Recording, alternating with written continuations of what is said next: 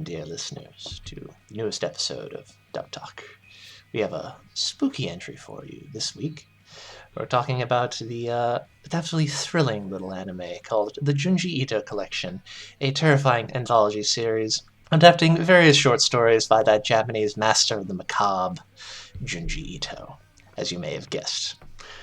Joining me tonight, we have three lovely victims, or volunteers as the case may be. We have Lilac. I'm not a victim, I'm a volunteer. Screw that noise, I wanted to be here. Well, that's good to hear. Yes. We have Roots. What the hell was that? Oh no, a ghost broke into my house. Run for Get the out hills, here. people, it's I'm back! Get out, quick! A ghost with a Theridin, or whatever it's called. Oh no, it's a 50s ghost, even worse! Yeah. It's a ghost trying to play the Star Trek theme. Oh no! It's here to play awkward atmospheric music at us. It's all from a stock library, so none of it ever matches up with what's going on the screen. No, it's that creepy music from the used record store. There we go, done. There we go. Alright, we got one more person introduced. Let's do it. Yes. And finally, we have Lac. Hang on, guys. I got to deal with my acne real quick. Oh, no. Oh, bringing out the big guns early, I see. Oh, God. That's so bad. I literally covered my TV with my phone. That was gross. I literally covered my TV with my phone through that entire sequence. Wait, which is worse, that episode or the fact that that is not the most disgusting thing Junji Ito has ever come up with? Oh. I know of at least one that is way worse. it wasn't grotesque, it was just gross. Yeah. No, that's what I'm talking about. I know of at least one that's even more gross. Oh, jeez. But that's for another time. Who are you, sir, who's doing intros and stuff? I am Amon. I'm your resident nerd who loves weird horror crap, which is why I'm hosting this particular affair, because I love Junji Ito. I have everything by Junji Ito that's been put out in English at this point, and I'll be buying that Frankenstein collection when it comes out in, like, August or whatever. I even put a couple books on my desk right here. Huzzah! Just for luck. I can look at the horrifying cover to Shiver, which is just very unpleasant. Oh, God. Anyways, so yes, we're talking about the Junji Ito collection today. Now, the format here is going to be a little bit different from some of our other shows, since obviously this is an anthology series. Inside of a couple characters, no one really shows up a second time, and doing the individual cast for every episode would take Forever? Yeah, pretty much. So, instead, after we talk about our director and scriptwriter and so on, we are going to pick a selection of episodes that we all enjoyed, and talk about primarily the lead character for that particular segment, and also talk a little bit about some of the side characters as well. So to give you a flavor of what the show is like, but also make sure this episode is not like 8 hours long, because I would not be happy. It'd be great. But no one's gonna watch this for 8 hours. that is 24 different casts. Might as well stream this thing if we're gonna do that. Exactly. At that no point, one wants to sit through. Actually, yeah, this might be longer than the show if we do that. Yes. That's silly. That is so silly. But given that, without further ado, shall we get started? Yes. Let's do it. All right, so first up we have our ADR director and scriptwriter. We have two ADR directors. The first 10 episodes were directed by Mike McFarland, and the last two, 11 and 12, were directed by Terry Doty. And for scriptwriting, we have one Jeremy Kratz. Mike, you might know for directing such shows such as Barakamon, Blood Blockade, Battlefront, and Mushishi. And Terry, you might know for such shows as Rideback, Corpse Princess, and Baka and Test. Jeremy's done quite a bit of script writing, but among some of the ones I've enjoyed are Seraph of the End, Tanya the Evil, and currently he's doing script writing for My Hero Academia. So guys, what did we think about the direction and script for this show? As always, there's a reason why I prefer Mike McFarland on smaller projects. This is one of them. That and horror projects. Like Mushishi. Well, Mushishi's not horror, but I mean, it kind of is. Kind of is. But Shiki, though. I love the direction on this, and especially the big thing with a series like this is the casting. Because it's so many characters for a variety of different stories, so you have to try and find as many people as humanly possible to take part in all these stories. And while we do have at least 3 recurring characters, well, there's a handful of like minor recurring characters too, but those belong to some of those stories where those major characters are, like Soichi and Fuchi. Mostly Soichi though. But the casting is really, really solid throughout, and so is the direction. And I have to give props to Terry Doty for 2 things. One, I think this is actually the first time where I've actually paid attention to a dub where she's directed, because I had no fucking clue that she directed Baka and Test, or Ride Back. I had no clue. So I assumed this was her first time directing, and clearly I am wrong. And the bigger thing that I want to give her props for is actually episode 11, episode 11A, the Supernatural Transfer Student story, because basically that cast, save for one person, is underutilized or brand new voice actors. And she decided... Oh yeah, I didn't even notice, who Exactly. was the main character. The only person who you could count as one of the more well-known ones is Dawn Bennett, but everybody else in that story is fresh-faced or you don't have much knowledge of yet. I think Jordan Dash Cruz is in there, and the only other show that at least I've noticeably seen him was, I believe he was in Ai no Kusabi. But yeah, I have to give Terry props for taking that risk, especially since we don't see her as a director often enough. And in terms of the writing, this is really interesting, like, because for those who may not know, Jeremy Kratz is actually a young adult author himself. So he writes novels and books and things. It's really, really interesting. I was doing a little bit of research to see what kind of novel specifically, and it looks like it's more science fiction, supernatural kind of stuff. So for me, going into this and with the script, I could tell that the style that he was going with was more of a storytelling, novelist kind of side, which worked really well because he's a author himself, and it works for telling these different stories in these different anthologies, especially since a lot of these stories have a good amount of narration to them. So the writing on it was very, very solid. But yeah, overall, like, Mike McFarlane as a director, I am not surprised here. This is great. I love it. Terry Doty, I was surprised, but she did really well what she had, and Jeremy Kratz is a really good writer. Side note, because I attempted to try and make predictions a long-ass time ago, but I only got so far as predicting the director. That's as far as I got. You want to know who I was thinking possibly for the director? Who? 2 people. One is kind of obvious, but also I haven't seen this motherfucker direct a horror series yet, and that's Clifford Chapin. The other one is more surprising because this was after Junie Tyson. I actually put Vic Mignogna in as a director. Because I was curious to know what else he would be potentially able to do, and I'm like, you know what? Like he caught the directing bug and wanted to do more or something like that? Maybe. Because he directed Junie Tyson from the fall season, and despite problems with the show and maybe minor nitpicks with the dub itself, like, it was a solid directing effort for Vic, and I was just like, you know what? I'm willing to give him another chance. Let's give him something that would be rather interesting for him to try. And Junji Ito, let's face it, Junji Ito is not going to be one of the big name projects from the winter season, God no. So I was like, you know what, let's try this. And again, Clifford Chapin, the only reason why I put him in here, I'm like, this man could direct anything and it'd be fantastic. I have not seen him do horror. Let's do that. But for what we got, it makes logical sense, honestly, and I think the directing and the writing was very, very solid. Excellent. Roots, would you like to go next? Yeah, on an interesting aside, Steph. Apparently Vic has said he is directing something, but in LA. So it may be okay. It may be a little while before we find out what it is. Okay.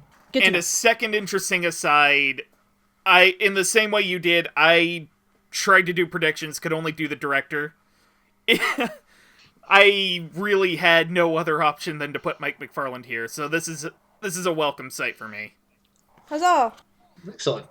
But in terms of script writing and direction, it does a really good job with the sort of that atmospheric sense of dread. Because let's face facts here, Junji Ito is really well known as a horror author, but in and of himself, Words. in and of themselves, the stories aren't particularly scary, other than like the punchline at the end. It's all building up the atmosphere before whatever the big monster of the story is shows up in the last panel and freaks everybody out. And I thought Mike and later Terry, whom I know she's a really huge fan of horror, so when I found out she was... Actually, you know what? I had her as a co-director for this as well in my predictions. Really? For the whole series. Not the last 2 episodes, because I knew she was really big on the horror genre, and I was kind of hoping this would be something where her name would kind of be associated with somehow, other than, like, being an actor in one of the episodes. That's interesting. Even though that was still a really cool thing that we'll bring up later. But, oh boy! But, that being said, that the stories themselves aren't really meant to be particularly scary. Mm-hmm. It's more the build up before the payoff. But right, I have to give all 3 respect, because it did a really good job carrying that through. It almost seemed like it was written like a comedy dub, and that's not meant to be an insult, but because of the way the horror is structured, okay, it actually works really well. That took me a second. I'm like, wait, writing like a comedy dub? Wait a second. No, I get it. There's a lot of specifically with Junji Ito that is. I mean, part of it's like a lot of his horror is kind of funny, but also like as Roots has pointed out, it does have that kind of punchline structure. So I see where he's going at. Yeah, I get you. And I'll pass it on to Lac. Well, okay. I will never say a bad thing about Mike McFarlane as a director. He's one of the best, if not the best, right now. And Terry Doty, I'm pretty sure I've heard her dubs that she's directed at some point, but I can't name any. But the problem I had with this, with what was going on here, is not necessarily the fault of the dub. Just some of the reactions to what was going on felt really underplayed. Like, I watched some of these characters, like, and the reactions to the things going around them, they were a little too lenient on what they were looking at. Like, every once in a while, I would just see a character who was just like, whoa, that's really weird. And I'm like, are you not seeing what you're looking at? Okay, that's fair. That's fair. Because now you say that, I'm like, yeah, some of the reactions weren't the best. Okay, there were plenty of reactions where people were like, ah! Like they were screaming at the top of their lungs, especially for some of the female characters in this, and that was fine. I have no problem with that. It's just every once in a while, the reactions of these people would be like, oh my god, the head exploded. And I'm just like, yes, his head exploded. Why are you reacting harder to this? Why aren't you running away? Oh god, her head turned into a snail. Oh god, yes. Oh. We're not talking about Slug Girl, I don't think, right? But oh my god. No. Yeah. God damn. But I just, besides that, it sounded fine. Every once in a while, I was just like, this is not a normal reaction to what you're looking at. I'm sorry, it just doesn't feel that way. But besides that, the dub sounded fine. So. Understandable. Yeah. Alright. Yeah, I also enjoyed the dub a lot. I thought I liked what Mike and Terry and Jeremy were doing. And I want to give Mike and Terry credit for something else, which is, if you look at the Japanese credits for this show, there's a lot of multiple casting. A lot of the same actors showing up in multiple episodes. You know how much double casting there is in the English? None. There's 2. Oh. Brian Oliveira shows up in 2 episodes, and Garrett Storms plays one character who shows up in a bunch of the Suichi shorts, and one random dude in another episode. That's it. Oh yeah, because Garrett Storms was in the circus one, right? Yeah, but everything, right. everything other than that, every individual character, at least it's more than like one line, is played by a different actor. Okay, because I was going to say, I thought I heard Justin Briner a couple times. No, you might be mistaking him for. There's a guy in here who sounds a lot like Justin Briner, but it's not him. Are you talking about Kiba? Yeah, I think you are. I'm about to say, 'cause he sounds a lot like what him. I mean is, I thought Justin Briner played one main character and then played like a background character. Probably. No. I mean, Wall is a probably. thing. But to be fair to Justin's credit, though, I'm gonna make a weird assumption. Probably the background character during any of the Soichi stories. He was like a bully. I can't remember what scene it was. Okay. What I'm about to say, because if it was one of the Soichi stories, then it kind of makes sense because the main character he does play is during one of the Soichi stories at the end. Right. But right. Anyways, but yeah, I was impressed by, partially just by how many actors they managed to rope into this thing. Because if you thought casting like Pop Team Epic was hard, no, this is a field day. Nope, you need a new individual cast for every half episode. Good luck. Go, have at it. Yeah, right. And I was just impressed by their ability to just orchestrate that and handle it, because I thought this was very well done, given that there's so little in the way of like, okay, this person's going to be in every episode. I can count on that. And if I get if someone there is good, that can help me fill in the rest of the cast. They had to cast this straight up basically almost every time. And I was very impressed. Nice. Unless anyone else has any other thoughts? No. I think we're good. No? Nope. All right, excellent. I'm All looking right, at the first story we're about to cover, and I'm gonna have my flashbacks. Oh no. Oh man. So our first segment is the second half of episode 2, The Long Dream. Which stars David Wald as Kuroda, a doctor who's trying to help this woman who keeps having all these nightmares, and is also trying to deal with this dude that he claims that when he goes to sleep, he dreams for years at a time. I had Shiki flashbacks. This is very Shiki-esque. Dr. Fun MD, paging Dr. Fun MD. Oh my god, the Shiki cast is here except for Lac. Oh god. This is great. But yeah, you know David Wald for playing Toshio Ozaki in Shiki. And you might know him for other roles, such as playing Tatsuji Chikiba in Another and Murasaki in Drifters. And of course, Best Dad. Well, yes. Best Dad, Herman Luis. Best dad, all dads. All dads. Sorry, Dad. It's what spawned the nickname Dilf Wald. It is true. We love you, David Wald. You are phenomenal. You are very good. So on that note, what do we think of David Wald in this segment? Lilac?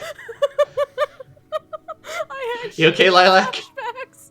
I had Shiki flashbacks. Oh my god! It's funny that David Wald ended up being a doctor again, but also Mike McFarlane directed him, because I can only imagine in the booth all of like the PTSD from Shiki just coming back for both these guys. Like, it's insane. Mike, did you cast me as another amoral doctor in a horror show on purpose? I don't know, no. David, did I? I don't know, did I? No. No, but basically that's really the only way to describe this performance. It's a different version of Dr. Ozaki, which for me, because I love Dr. Ozaki, it's fantastic. But Kuroda is he's also more along the lines of the calm, collected, like calculating kind of doctor, which is similar to Ozaki. The only drawback, well, I don't want to say drawback, the only difference is Kuroda doesn't exactly have as much urgency or panic to him compared to Ozaki. Well, so I mean, to be fair, it was a little less panic. But that's what makes it a little bit different and helps set the two different characters and in two different performances apart, honestly. But it's very calculated, and it's also pretty damn cold. Like, that's another difference there too between Ozaki and Kuroda. Ozaki wasn't as cold of a human being as Kuroda is, and seeing what him learning about this guy Tetsudo, like his condition about this long pattern of sleep and then just kind of dissolving in a sense, and then him just deciding, you know what, I'm gonna experiment on this girl who's having these terrible dreams too. I'm gonna inject her with this thing and see what happens. And it's just like the fact that, because that's one of those things with the whole twist thing, that's what he does at the end of the story, and it's like, oh shit. And I think that was when the Shiki flashbacks came in the strongest, because Because I had images of Ozaki experimenting on his wife. I'm like, oh no. Oh no, not again. Not again. But it was a fun little performance for that story, and I mean, I never have anything bad to say about David Wall when it pops up in a show. So good on you, David Wall, for basically playing darker Ozaki, I guess you can say. All right, Roots. Oh God! Now that you mentioned the whole human experimentation angle, Yeah. who plays Tetsuro? Oh my God, Chuck Huber, hi. For those of you at home, Tetsuro, who's the man who says that he dreams for a long time, is in fact played by Chuck Huber. Surprise. Because why not? Who is oh God, what is his character from Full Metal Alchemist? What's his name? Shao Tucker? Oh, it's Yeah, Shao the guy, Tucker, the Shao guy who Tucker. turned Shao Tucker, yeah. who turned his daughter into a dog. Oh God. But yeah, It's actually nice seeing Chuck Huber in more dubs again. yeah, It is. I You wanna know what would be the real kicker? Is if instead of Madeline Morris as mommy, the dreaming girl, it was Brina Palencia. That would be the fucking kicker right there. yeah, I really liked this one because it was a lot more of a slow burn than other Junji Ito shorts in the series. And, like, David Wald getting to do the, why are all these people fucking dying again? What the fuck Like, is that this is- shit? Like, that is, it's a treat. And also seeing Chuck Huber as sort of, he doesn't quite know what's going on, but his dreams, according to him, last for years and years on end. Mm-hmm. And they're slowly getting longer and longer, and his body starts slowly dissolving away. Yeah. And he's, like, Chuck Huber does the transformations really well. And Madeline Morris as the mortophobic mommy, like, that took a lot of screaming, and I've got a lot of respect for anybody who can pull that off. Here's my thing. I feel bad for any actors, or especially female actresses, who had to scream a lot. Because I'm hoping your voice isn't dead after possibly a few takes. Yeah. Like her and another one from later. You gotta prepare yourself if you're playing a role like that. Yeah, like her and Caitlin Glass, who we're probably gonna talk about later. Yeah, I was like, oh God, please tell me you're okay. Because this was like, unlike a lot of the other episodes, this is pretty much constant throughout. And this was, if I recall correctly, the longer story of the episode. Yes. Yes, it is. And that it was maybe like a 10-15 minute segment where, yeah, so a lot of props all around. It's probably not my favorite of the little shorts, but it definitely ranks probably in the top 5. Nice. Lac? Well, this is actually one of the segments of the series that I actually liked. Like, I thought it was one of the better ones, at least. So am I just going down every actor, or how are we doing this? No, I mean, mostly you can just talk about David, but if you want to highlight somebody else for standout reasons, go ahead. Okay, well, I love David Wall to death. He's one of my favorite VAs. And I really... I like how, like, in spite of the fact that he wasn't really meant to be scary, there was something kind of scary about Kuroda as a character. And, I think that... I mean, there's not that much that I can really say, but as far as I would say the segment is concerned, I think as he was kind of like the linchpin of the entire thing, and he kind of brought the characters together, I think that his interaction with each one of them is kind of like what was the whole pieces of the what was bringing the whole pieces of the thing together. See, the problem is there's so many different segments. It's hard to be able to pin down every different performance here. But as far as I'm concerned, I think Yeah, it was a good one. I really don't have that much to say here, if I'm being honest. But That's fair. yeah.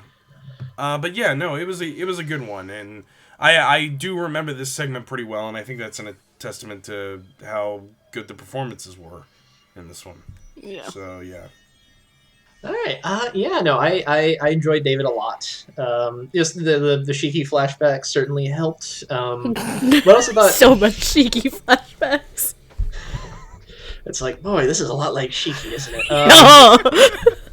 Which is perfect. Not that much, you know. There's sleepwalkers rather than vampires, but you know, you get the idea. True facts. True facts. But, you know, I thought he did a very good job. I particularly liked his turn at the very end where he's explaining to this other doctor how he's thinking of curing mommy and how he's just very level about doing this pretty horrible thing when you get down to it. Yep. Yeah, no, there was just he's just very good and cool, and you know, initially cool and calm, and then just sort of cool and cold at the end. And I really liked it a lot. Thumbs up, David. Huzzah! Huzzah. So, on that note, let us move on to our next segment, story 4A, Shiver, which is a story about a guy named Yuji who has he lives next door to a girl named Rina, who apparently has this weird disease where there are holes in her skin.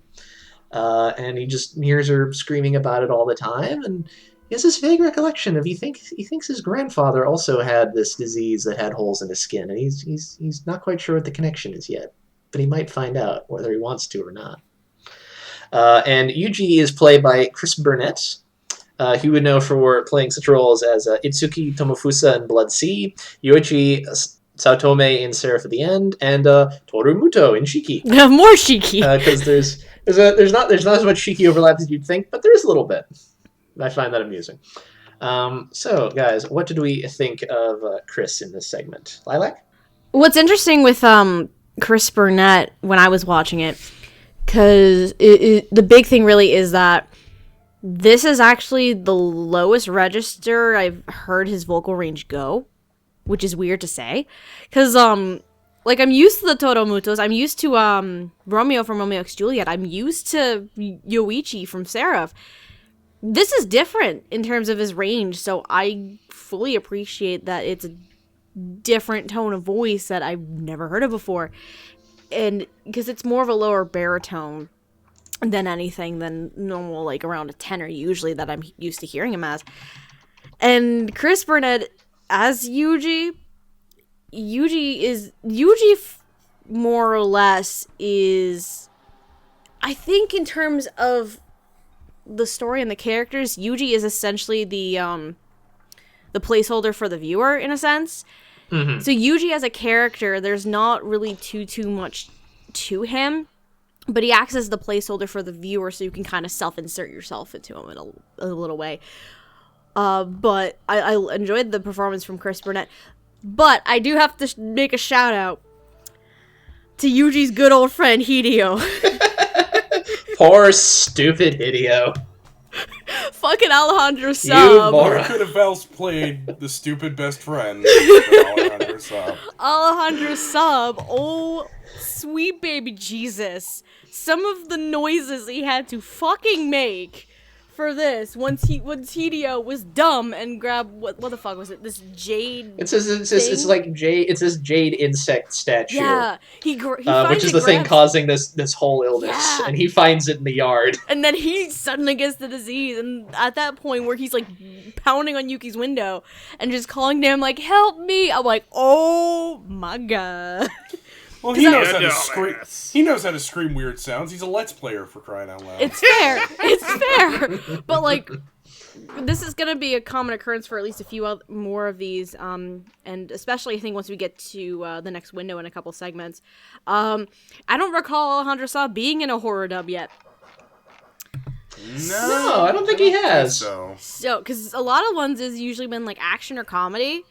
So this is definitely a welcome change in getting to hear Alejandro get to like expand his range a little bit just with this one character.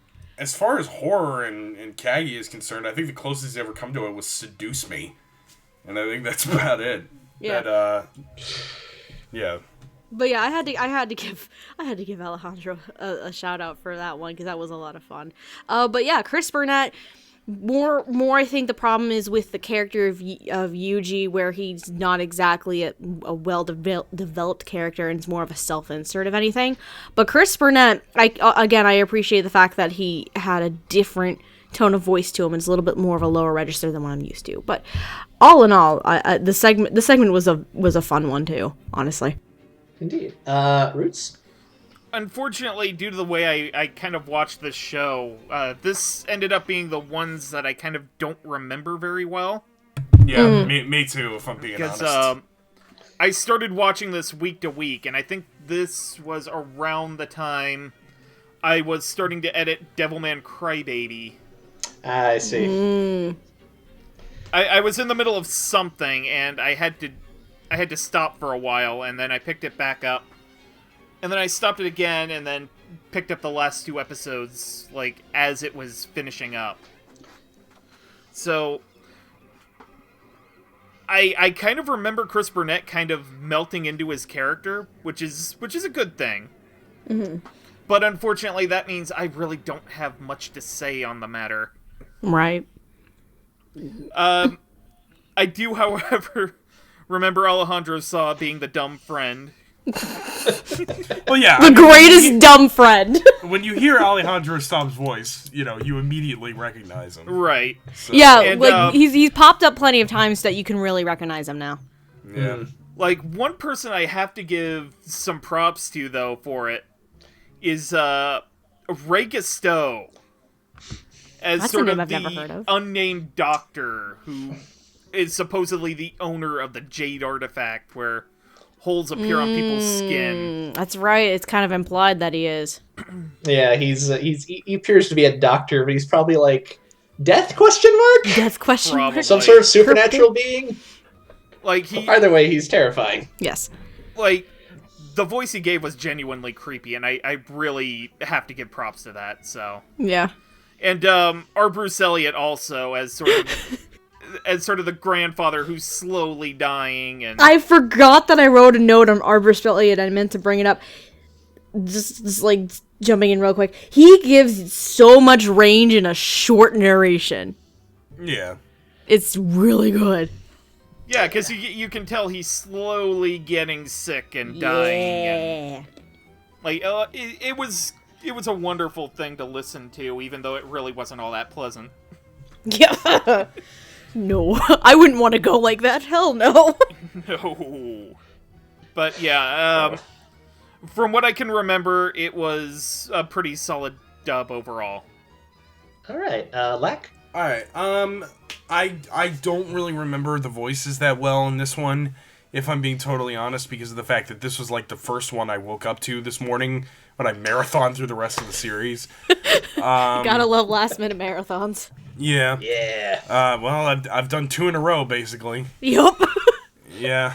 You're a trooper, Lac. Thank you for your service. Well, it's my fault. It's like, Nobody we else's love fault but mine. But I do vaguely remember some of the performances here, and I'll say this: any dub with our Bruce Elliott gets an A+ for me. But I do, yeah, it came together pretty well. I do think this might have been one of the circumstances where I feel like some of the reactions weren't super like what they should have been. Okay. But again, I don't really remember this dub particularly that well, compared to the next 2 that we're about to talk about. But I don't remember really disliking any of the performances in this one. So I'll keep it at that because I can't really go into really any real details. Okay. So, All right. yeah. Yeah, no, I enjoyed this segment. I do like what Chris Burnett did. I do think his performance suffers a little from the fact that while Yuji's technically the main character, he's very much a things are happening around me kind of a character. Yeah. If to be honest, if like Hideo or the Doctor had been in it a little bit more, I probably would have picked them as kind of like, oh, they're the lead in this segment. Mm-hmm. They showed up infrequently enough that I was like, eh. That said, they're both very good. I liked Alejandro a lot. He plays a good dumb friend. the best dumb friend. Don't go looking for jade artifacts in your friend's yard. It's gonna end badly. Don't do it. Whoops. Whoops. Uh-oh, And, SpaghettiOs. And I also enjoyed Ray a lot as this just creepy anonymous doctor who just keeps showing up and just gives off this really bad vibe from like the first time you see him. Yeah, no, I did enjoy this segment. And nothing else. I think Chris did a good job of like doing. I like the voice he brought to it. I think he did a good job at least of being that character who like is technically the focal point, but doesn't do that much by himself. So he did not make it boring, which I appreciated. Yeah. So on that note, let's go to one of my favorite segments of the show. Episode 5A, the ongoing tale of Oshikiri, which is about Oshikiri, this high schooler who lives in a weird fucked up house. That's an understatement. He just seems to accept that it's a weird fucked up house. And he keeps seeing ghostly images of two of his classmates, and he's not sure why. And he's trying to figure it out. And Oshikiri is played by Micah Solusod, who you know from all sorts of things, but in particular you might know him for playing Hiroshige Ishijima in Corpse Princess, Yukine in Noragami, and Seido Takizawa in Tokyo Ghoul-Re. So, Lilac, what did you think of Micah in this particular segment? The best way I can describe Micah's performance is like a Dr. Jekyll and Mr. Hyde situation. Because one of the key parts with this story is this, and Oshikiri mentions it several times throughout, it's essentially like a parallel world. So that, and those ghosts of his classmates are essentially the parallel versions of them. And then when we get to have both Oshikiris in the same room together, all of a sudden it's like split personality, Jekyll and Hyde situation going on here. And that's probably one of my favorite parts of that segment is where Micah has to almost simultaneously, though I bet they recorded each part separately, simultaneously play this duality, like this one character in the real world, quote unquote, or this one in the parallel world, quote unquote, because who knows which one is actually the real one. But it was definitely really interesting. It's not one of my favorite segments of the show, which is odd to say, but I do give Micah props for playing this Jekyll and Hyde situation here, and it was really, really well done. Excellent. All right. Roots? Yeah, I have to agree with Steph here on that, and in particular, it has the classic "Don't shoot me, I'm not the clone" scenario. Yes, it had that. Who do I shoot? Who shot first? No, it's not that. It's not that argument. Who shot JR? Oh no, not again. Oh, but like I also have to give props to Megan Shipman. Yes. For this as well, because she has to do that as well, and like her like normal voice for the regular world self, and then she kind of has to do this kind of glub voice as her alternate world form. That's, to be fair, Jeff Johnson as Aoyama has to do the same thing, so props to him too. Oh yeah, like the both of the alternate world forms of these characters are just sort of this deformed version that Oshikiri has done something to. And do they ever explain why he's trying to do this? I think the idea is he's trying to go into... I think the idea is he's trying to go into their world, basically. Okay. And I think he's doing these experiments to try and figure out a way for him to do that. Okay. Because, I don't know, he's a murderous creep. Yeah. Because why not? Because fuck you, that's why. Why not? Like, I had honestly assumed it was like a just because I wanted to do it scenario. That's what kind of gave off to me, too, at some points.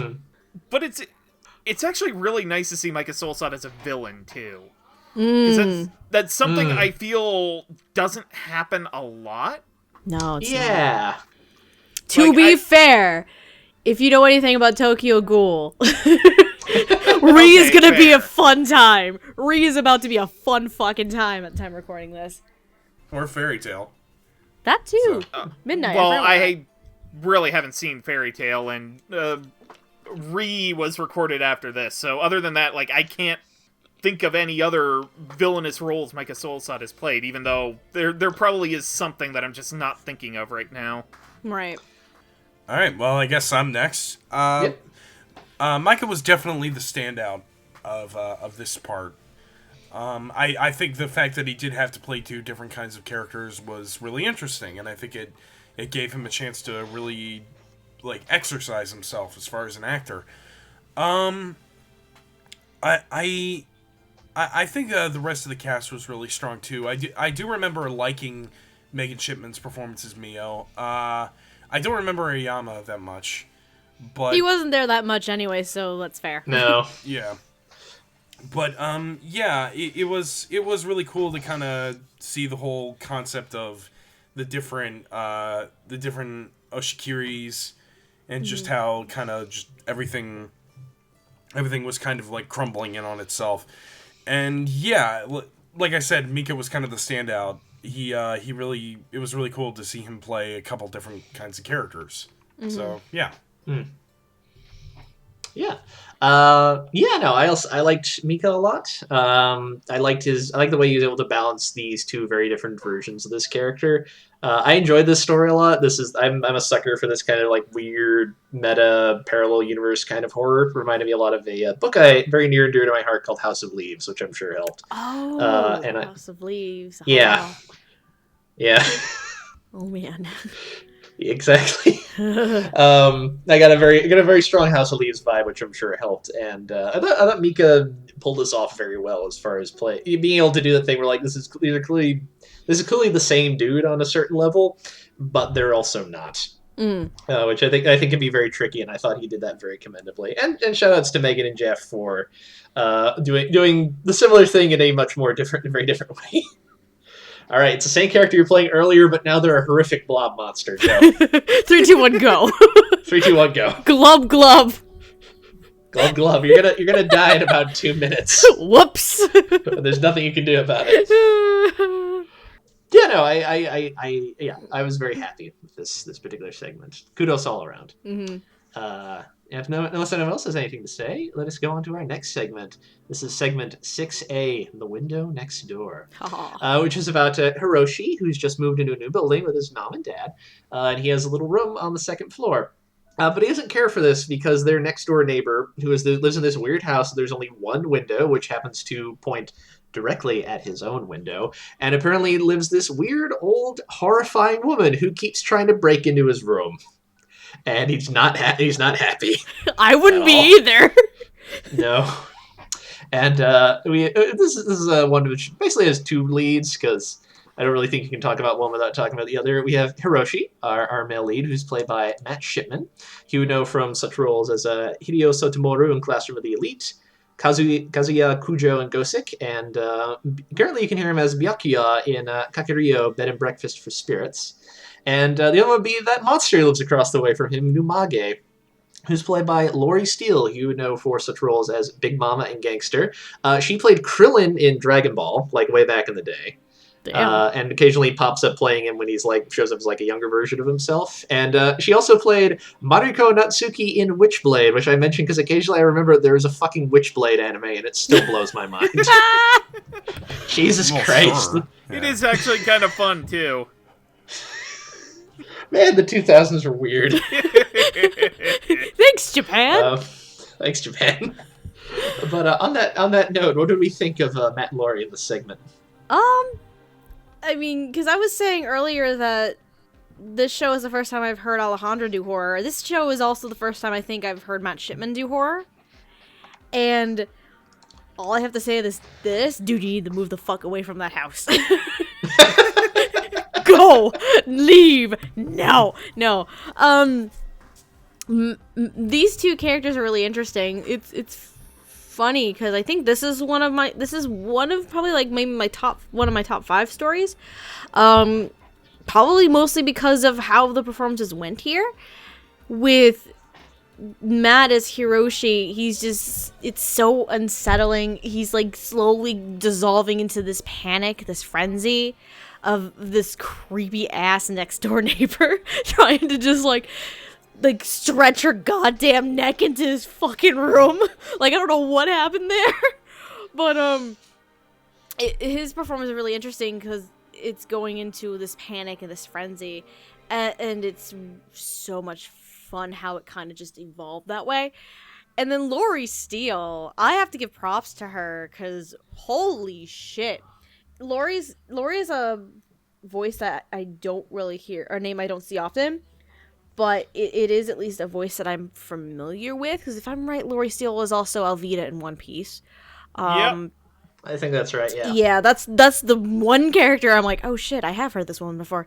But this, like, comparing Numage to Alvida, this is a completely fucking different side to Lori Steele, and I love it to pieces because it is that creepy, unsettling, and invasive kind of character that Numage is, and it's so much fun. Like her and Matt as a pair though, they play off of each other really well, especially in those scenes at night where she's trying to like call out to Hiroshi, and those scenes are just because we talk about how Junji Ito is more of an atmospheric kind of horror. This is one of those situations where the interactions between these two just make it that much more unsettling throughout. And it's a lot of fun seeing these two play off of each other, and it's a lot of fun seeing these two in the show in general, honestly. But yeah, I liked it a lot. All right, Roots. Yeah, I do really like the dynamic between Lori Steele and Matt Shipman. But I do have to say, it's kind of funny seeing the woman who played Alvida as a character in a show who at the end of the episode is stretching her arms to get at Hiroshi's window. Oh god, you're right. You right. You know, I'm starting to wonder how many Purple casting goop jokes. And all that, it was weird. I'm just like, what what the how many, I'm starting to wonder if there are more casting jokes in this show than I realized. You're probably not wrong there, but saying. seriously, Matt, you need to move the fuck away, like now. Move, get out of the house, God. Child, It's save okay. yourself. High school students get apartments to themselves a lot in Japan, according to anime. You're in an anime. You probably have a decent chance. Nice. But yeah, Just don't move next door to those greased people, and you'll be fine. Point taken. Oh God. You were saying, Roots. But it was a really fun episode that I didn't expect to be fun. I expected it to sort of be sort of this one of those boring slow creep kind of like there's nothing wrong with slow tension building horror, but it doesn't lend itself very well to like a longer format. It like if it were one of the 5-minute segments on the episode, but it was the performances of Matt Shipman and Lori Steele that kind of made it more entertaining than I thought it would have been. Because they play off each other very, very well. I agree. Lac. All right. Well, I will say this for Matt Shipman as Hiroshi. He was one of the instances where I thought the reaction was good. Like to the reaction of somebody who keeps trying to reach in to your window through their window up on like the second floor of a house. Yeah, I kind of bought that he was kind of freaked out by that. And Lori Steele is Numage. Is that how you pronounce it? I think so. I believe Yeah. so. Yeah. I thought she sounded really creepy. It really worked for the character, and I think she pulled off that just really uncomfortableness that the character really needed to have because of the voyeurism of this particular segment. There's not really that much to say because it's one of those where he tries to prove what's going on is happening, but he's never able to actually prove it, and then it just kind of ends with this suspenseful, oh god, she's gonna get him kind of thing. But for the impact that the short actually made, I think the two main actors did a really great job. So I really don't have much to add to what you guys have. So, yeah. Neato. Yeah. No, I'm very much in agreement. I thought both these performances were very strong, which is good because I feel like in order for this segment to work, you need that interplay to work well. Because I mean, there are other characters in this segment, but this is basically a 2-person show. Right. Hiroshi tries to keep her out, and she tries to get in. I especially like Lori. She was so wonderfully creepy. I like that whole bit where like she's sort of talking to him very honestly. Like you said, the shot of like her arms stretching out across the gap between their houses. And it was just, I'm unsettled. Yes. Oof. I'm kind of glad none of my windows face another building right now. uh, I get wigged out very easily for a guy who likes horror, and it sometimes doesn't end very well for me. But yeah, no, I enjoyed this a lot. Props to you, both of you, Matt and Laura. You were both very, very good. And without further ado, we'll go on to one of the weirder segments in this show. Speaking of lack of privacy, Jesus Christ, we have section 7B, Town of No Roads.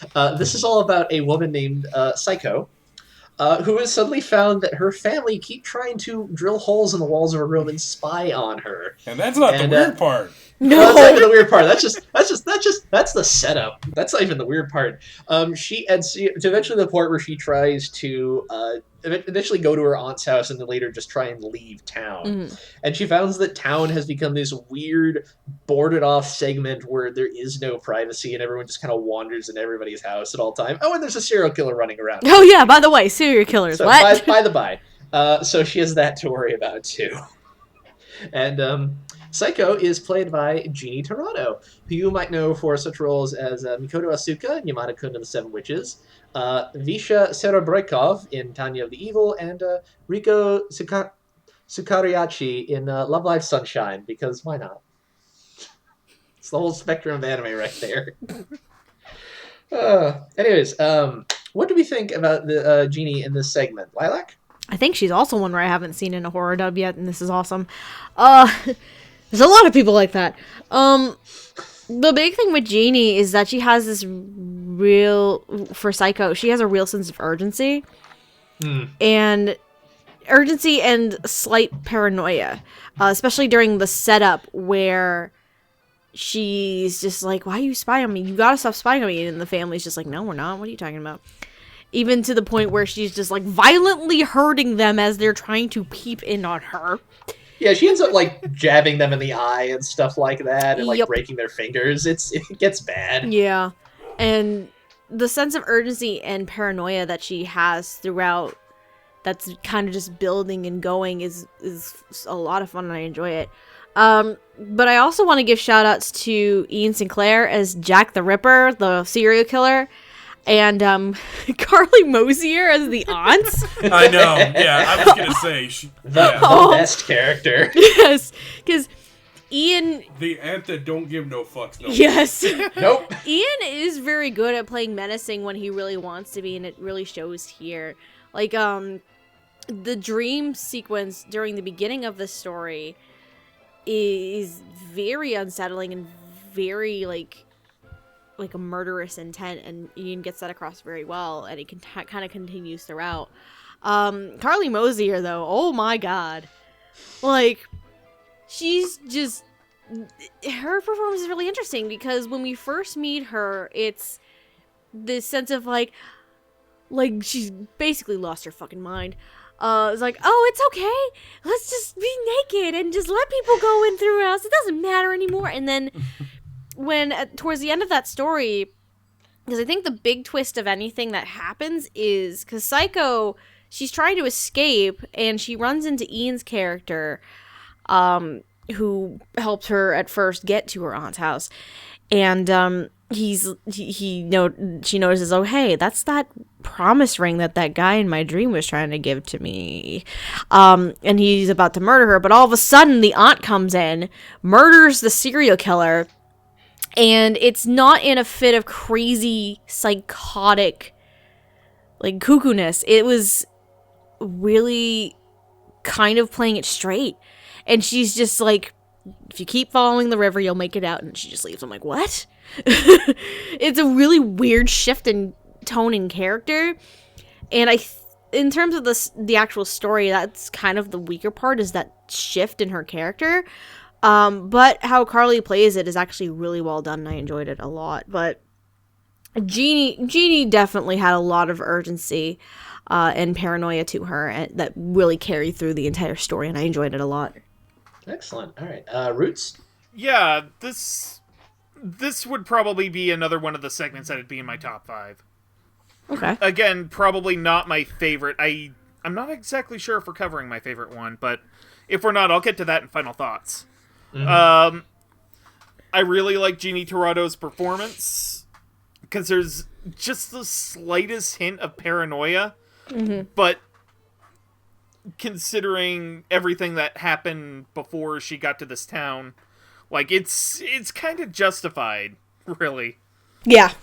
And then I really like that Ian Sinclair kind of goes from this helpful neighbor type when he's first introduced to sort of the menace when he reveals himself to be the serial killer. And it shows why Ian Sinclair is among my favorite actors at Funimation, because his range is just insane. And I really also kind of have to give a shout out to Carly Mosier as sort of the formerly prude, but now, let it all fly out. Let it all hang out. Yeah. Literally. Freeze between your knees type. I got a few chuckles that felt like they were deserved out of the episode. It was goofy, but at the same time, like, it still kind of kept that uneasy air to it. Mm-hmm. And yeah, all of the performances were good, and I really liked the segment. Excellent. All right, Lac. All right. Well, I'm gonna pretty much mimic what you guys said. I thought Jeannie Torado was pretty good as Psycho. I thought she made a compelling performance for the main character. I love Ian Sinclair in anything he does. He always brings that lovely Sinclairness to his role. But yeah, Carly Mosier was the standout just because she was the most memorable character out of anybody here. And just the fact that, like, she sounded crazy. Like Carly Mosier really sold the craziness of Tamie. And, like, you could tell, I mean, even though it was funny the moment she walks in and the aunt is literally, like, presenting herself and, like Psycho just doesn't know how to react to this. Like, Carly Mosier makes it scary. Like, kind of scary of how just completely jaded this woman really is. Like, and I think she was absolutely the standout. And she might have been the standout for the entire series, in my opinion, because I think I remember Tamie more than I remember any other character as well. That's not how you say Fuchi, I'm sorry. We'll get to her, though. Right. But yeah, that's pretty much my thoughts. This actually was one of the better segments, in my opinion, too. So, even though I didn't quite understand what the hell was going on at first. Yeah. So, like, I thought it was supposed to be about dreams, and then it stopped being about dreams. That's why this is not one of my favorite stories. It's because you don't exactly know what's going on, and they introduce a lot of elements to the story that don't really get brought up much. That's why I'm like, not one of my favorite stories, but it's really interesting.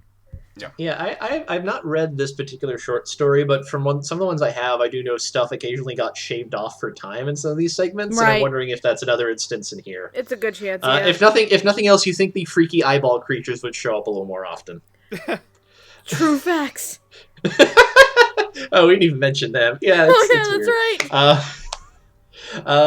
But yeah, no, I enjoyed this segment. I liked Jeannie's performance as somebody who is just found that, like, society around her has started to break down suddenly and is just trying her best to go somewhere where, like, normalcy has remained. Mm-hmm. I really enjoyed Carly Moser a lot, and I liked her, just the way that she played up, like, her aunt, who had the exact opposite reaction of, like, I'm just going to embrace the fact that all the rules of, good behavior that we sort of supposed to follow are just gone. And just, like, she was delightful. I liked Ian Sinclair a lot, in part because I don't know about done it in general, but I feel like I usually don't see Ian Sinclair playing villains that often in my own experience. And it turns out he's really good at it, so maybe I should fix that. He was a lot of fun. Like, he's got a really nice air of menace to him when he wants it. Yeah, no, that's what I liked about this. The dub did a good job of maintaining that just era of menace and paranoia, just in terms of, like, what the fuck is going on? Why can't I just leave? I just want to leave. Why? He's like, I gotta go. I gotta go. Yeah, this was a weird one, but I kind of enjoyed it. It was very, it's very much the weird pulp side of the show, which I always like when it pops up. Um, but on that note, let's go to another really fucked up one.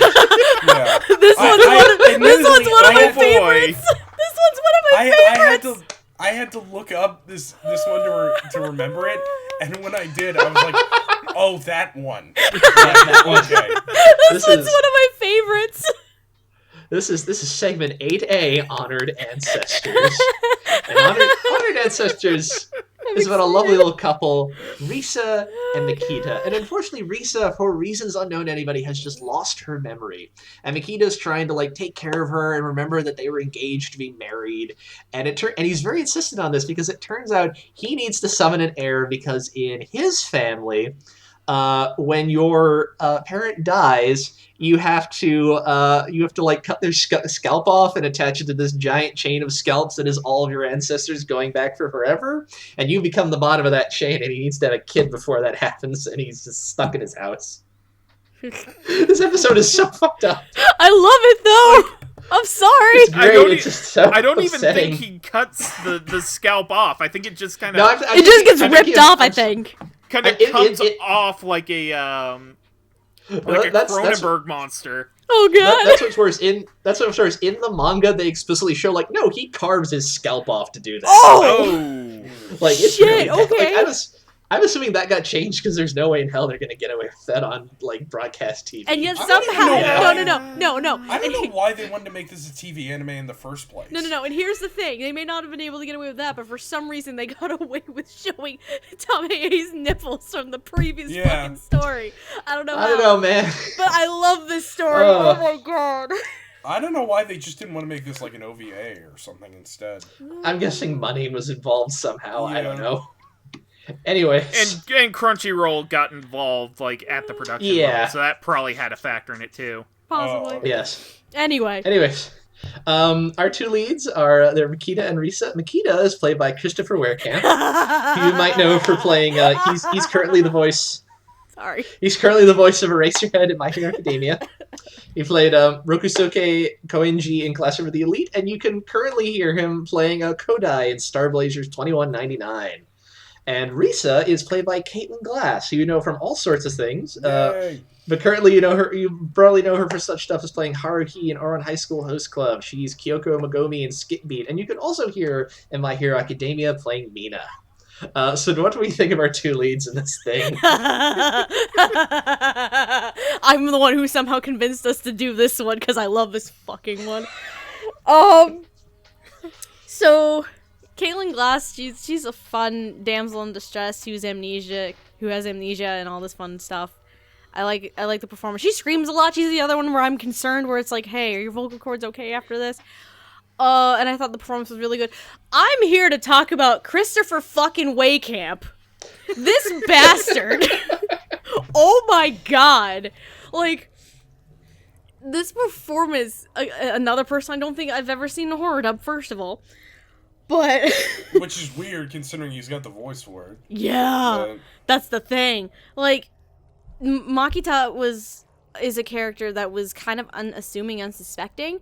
He really cares about Risa. He wants to try and get all her memories back. But then we learn this secret, and that's when the switch gets flipped.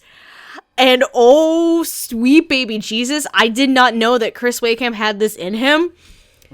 Going through and seeing him essentially just go full panic mode on Risa, and I need to have an heir, or this is gonna die. And him just, because again, I've never seen Chris Werekamp do horror before, but what's very interesting is how the character of Makita progressed to this sheer panic and continuing the line because they fully believe in this tradition of theirs in this family, and it's just a very interesting shift in character. And it's funny because the characters I'm used to Chris playing a lot of it's more of the stoic characters, more of the stoic, straightforward characters. I mean, he gets to branch out once in a while because Royal Tutor is a thing that exists, and Bruno, but not to an extent like this where it's full panic, full like this man's on a mission here. He needs to make sure Risa knows. He needs to make sure that Risa stays, or they're all screwed.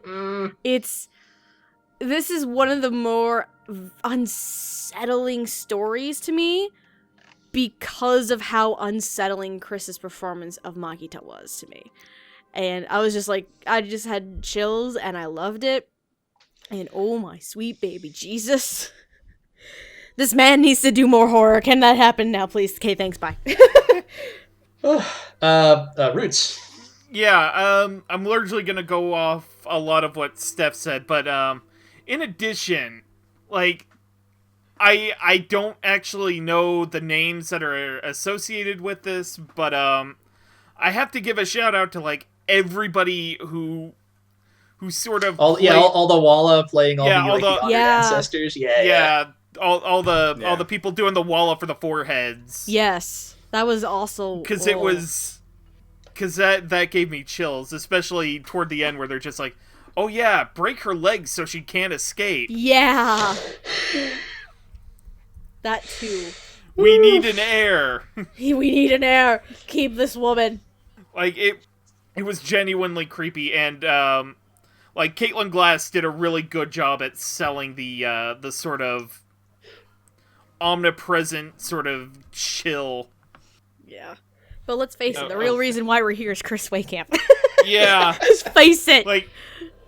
Like he goes from like loving husband to don't go. I need to put my seed in you so that my forehead grandparents will live. That description is perfect, actually. Oh, God. Yeesh. Don't go. I need babies. Like it's. I couldn't help but laugh a little bit during it. Yeah. But it like the episode itself was just so fun. Just how weird and absurd it got toward the end. Yeah. Because you don't know the cause for her amnesia, and then it's because PTSD. It was a traumatic memory of watching. Didn't she watch the last time it happened? No, she just sees his dad. Yeah. Oh, That's what it okay. was. Like She this just saw giant the dad. endless string of foreheads coming off his head. Yep. And that horribly traumatizes her so much that she just gets amnesia. Yep. It's like, And nope, this is preferable to remembering that. Nope. Can we It's talk like- for a second about the nightmare sequence with the giant caterpillar? Oh, my God. No, Like get that- it away. Like this is one of those really good, fun body horror episodes. So It really is. I'll pass it on to Lac because I've said my piece. Okay, well, there's not much I can really add that you guys haven't already said. Caitlin Glass is great at screaming, Yes. so it's really great to be able to see her kind of do that here. Honored Ancestors, yeah, that was a pretty messed up one, and Christopher Weckamp was really, really scary. I loved how Steve Powell just kind of came into the scene and not walking. just like crab walks walk. on in. Honestly, in this case, it actually kind of worked how subdued all the reactions to everything were. Yeah. It really did. This was kind of one of the only cases where it actually worked, because in this case, it's like, oh, that actually makes this kind of weirder, and that's kind of the point for this one. And Steve Powell, who just kind of comes in and just talks like a normal person, even though he literally pushed himself by his feet, basically, scraping himself into the room. And, yeah, I think all the performances were really strong in this one, and I think it actually was kind of creepy and kind of interesting, just how, and I think the performances really reflected that really well. So, that's kind of my thoughts. Yeah, no, this episode's something else. It really is. Yeah, Christopher's just he pulls out all the stops for this one. This is This is a little upsetting. It's a little upsetting just in the best possible way. You know, he was good. Caitlin did a good job, even though a lot of her job was just to kind of react and be horrified. But I thought they both did a good job. I also want to give a stat out to Steve Powell for just playing that perfect level of like, no, everything's fine. This is normal. This isn't strict. No, stay. It's okay. It's fine. Don't worry about it. I'll just push myself back into my room. I'll crab walk. It's okay. It's okay, guys. Yeah. It's okay. Oh, yeah. Get me my scooter, boy. Get in my I need my scoots. I've fallen and I can't get up. No. Just give him a skateboard just to like push himself with. Just give him a set of wheels or something. God damn. Oh boy. Yeah, this cast did a good job on a very worked episode. I enjoyed it a lot. Oh boy. Oh dear. I'm sorry. I'm so happy we made this change and we added this story because it's so much fun to me. This is a weird one. It's a weird one, but so worth it right now. Oh, God. Yay. Oh, God. We're just dying now. It's great. It's great, guys. Where are my ancestors? Where are my ancestors' scalps right now? No.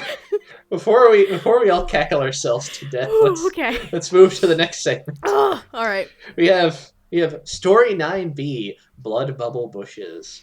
This is a story about another couple, That's the name of Anzi my and band, Kana. by the way. Yeah, it's a good name for a rock band. Yeah. This is about a couple named Anzi and Kana who are driving around in the countryside when their car crashes into a tree, I think. It's been a while since I saw this. Their car is indisposed and they go trying to look for help. First they run into some kids who attack them. Then they run to this dilapidated village that only has one guy living in it, and he takes them in and he tells them a story about his poor girlfriend who got injured, and this tree started growing out of her and feasting on her blood. And it turns out he started feeding the fruits of that to other people, and they turned into weird bushes that are now in his house. And the couple, understandably upset, try to get away, but they find out it's too late. They've been infected already. Is Junji Ito like Stephen King, where he had kind of a cocaine era? I don't think so. Japan. He's just weird. No. Oh, God. Although he does have the same thing where a lot of his stories are set in, as far as I can tell, the absolute middle of goddamn nowhere. Yeah. So Yes. Exactly. he does have that going for him. So yes, our two leads, our Anzi is played by Kyle. I'm going to guess Ignazi.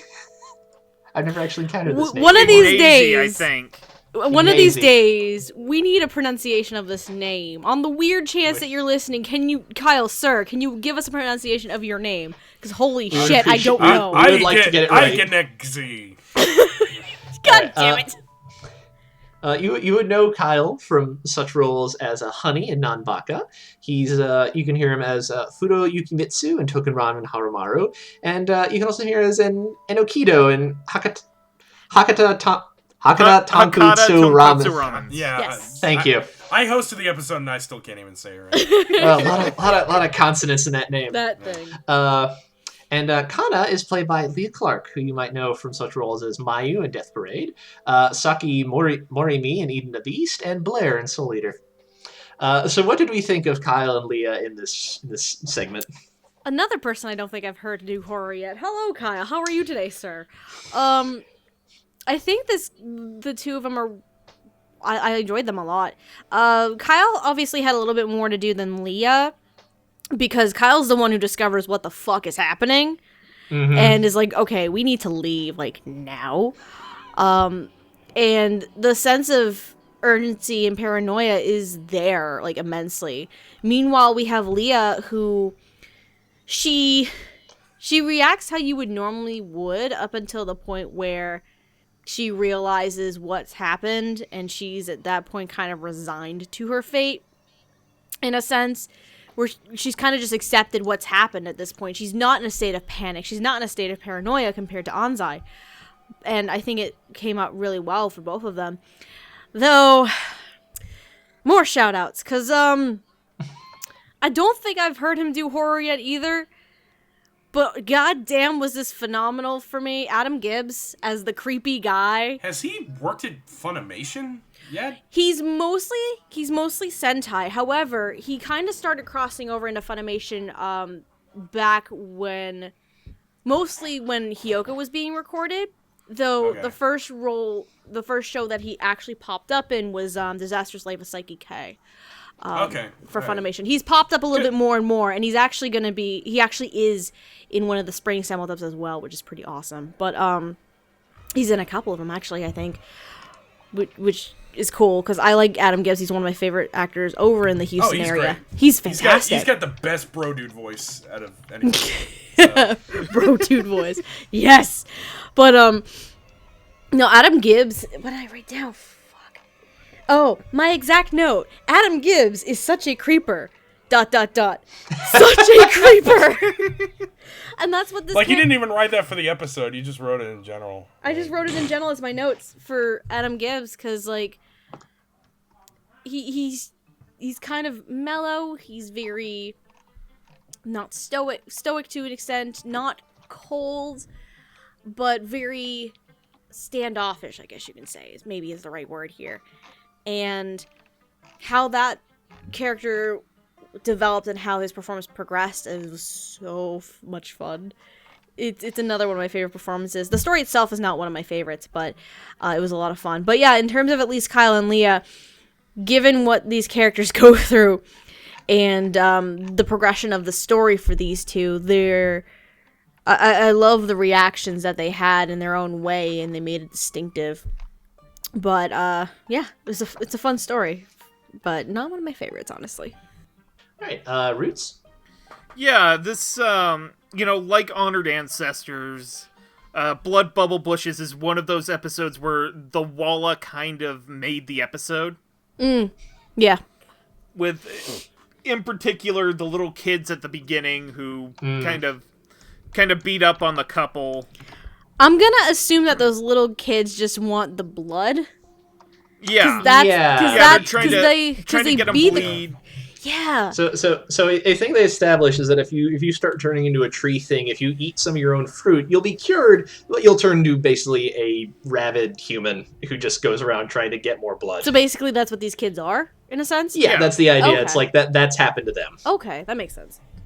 But Kyle Ignacy and Leigh Clark were really good as the sort of the focus couple, and their reactions to sort of what was going on were pretty interesting things. But to me, really, it was everyone around them that sort of made the episode what it was. Yeah. Ranging from Jim White, he's the main villager guy who's responsible for all this, right?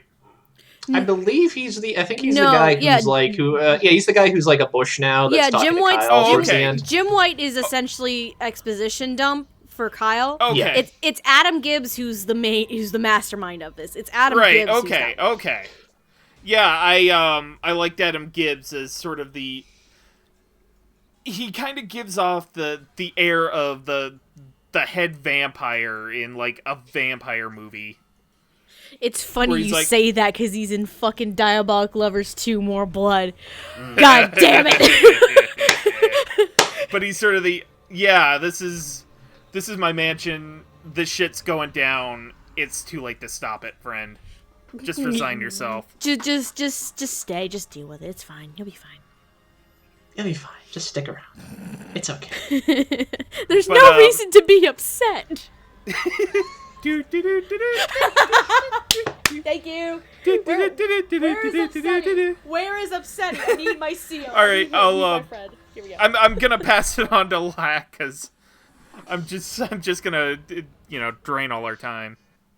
Okay. Yeah, I would say that as much as I like Leah Clark, and I don't really know Kyle Ignacy that well, but I didn't hate his performance in any way. I would say that it's the extras that kind of stood out in this story. Because Enzai and Kana, they just weren't that interesting as characters. They were more victims than anything else. And and they didn't really have much to do besides be caught by the monsters or demons or vampires or whatever the hell this one was. Whatever this fucking is. Yeah, just, agriculture, I guess, was the villain. Nature. Nature. It's like The Happening. The trees are doing it. True What? facts. No, ma'am, we're not. How dare you bring Mark Wahlberg into this conversation? I remember that movie. I've actually seen it. Why you on my lemon drink? Anyway, but yeah, I think it was the extras that really stood out here. I gotta be honest, I didn't recognize any of the voices of the extras, but I thought they all performed their roles really well. Now that I know that one of them is Adam Gibbs, that makes me even happier because I love Adam Gibbs. Adam Gibbs is amazing. Yeah. So yeah, that's pretty much my thoughts. Is just that the extras were kind of the standouts for this one, which actually gives this episode kind of a bit of a uniqueness in the fact that it's more the extras that were the more interesting ones this time around, rather than who were supposed to be the main characters. Right. So yeah. Yeah, no, I agree. I thought Kyle and Leah did well with what they had, but they had that same thing that Chris had earlier, where the stuff happens to their characters more than being the ones driving the plot. Yes. I did like the bit at the end where Leah's just kind of accepted that, like, oh, I'm gonna be a rabid monster from now on. Yeah, she just Beats starts me in a plant. drinking it. She's just Yep. just drinking the little fruit things from herself. It's just like just fuck chows it. on down. Just fuck it at that point. Okay. But yeah, no, I liked Adam Gibbs a lot. I thought he brought a lot of presence and build the atmosphere. I liked a lot of the extras who unfortunately are not credited, so I can't specify them by name. But yeah, no, I liked a lot of that. They helped build the mood on this episode very well, and I quite enjoyed it. So unless anyone has anything else to say, let's move on to Lac's favorite story, apparently. episode 10A. Episode 10A. Greased. And who else could voice the main boy in this story but the greasiest voiced of anyone in anime? Oh God. So Greased is the story of Yui. Yui's a high schooler. She lives at home with her dad and her brother. Her dad owns a barbecue place and they live directly above it, which unfortunately means that their entire house is just soaked in grease at all hours of the day. The floors, the walls, their beds, them. It is awful. Dad, why don't you clean? Dad, you need to fucking clean. What the shit? And things go badly. Let's just leave it at that. Things go badly. For everyone involved. Oh God. Yes. So yeah, our lead, Yui, our protagonist in this very, very unfortunate scenario, is played by Jill Harris, who you might know for such roles as Chio Yumihara in The Disastrous Life of Psyche K. What's her name in Black Clover? His name escapes me. Noelle. Noelle, thank you. Noelle in Black Clover, and you currently hear her playing Mandalay in My Hero Academia, who I believe is one of the Wild Wild Pussycats. Yes. If my notes are correct. She is. So what do we think about Jill Harris in this absolutely disgusting story? Jill, girl.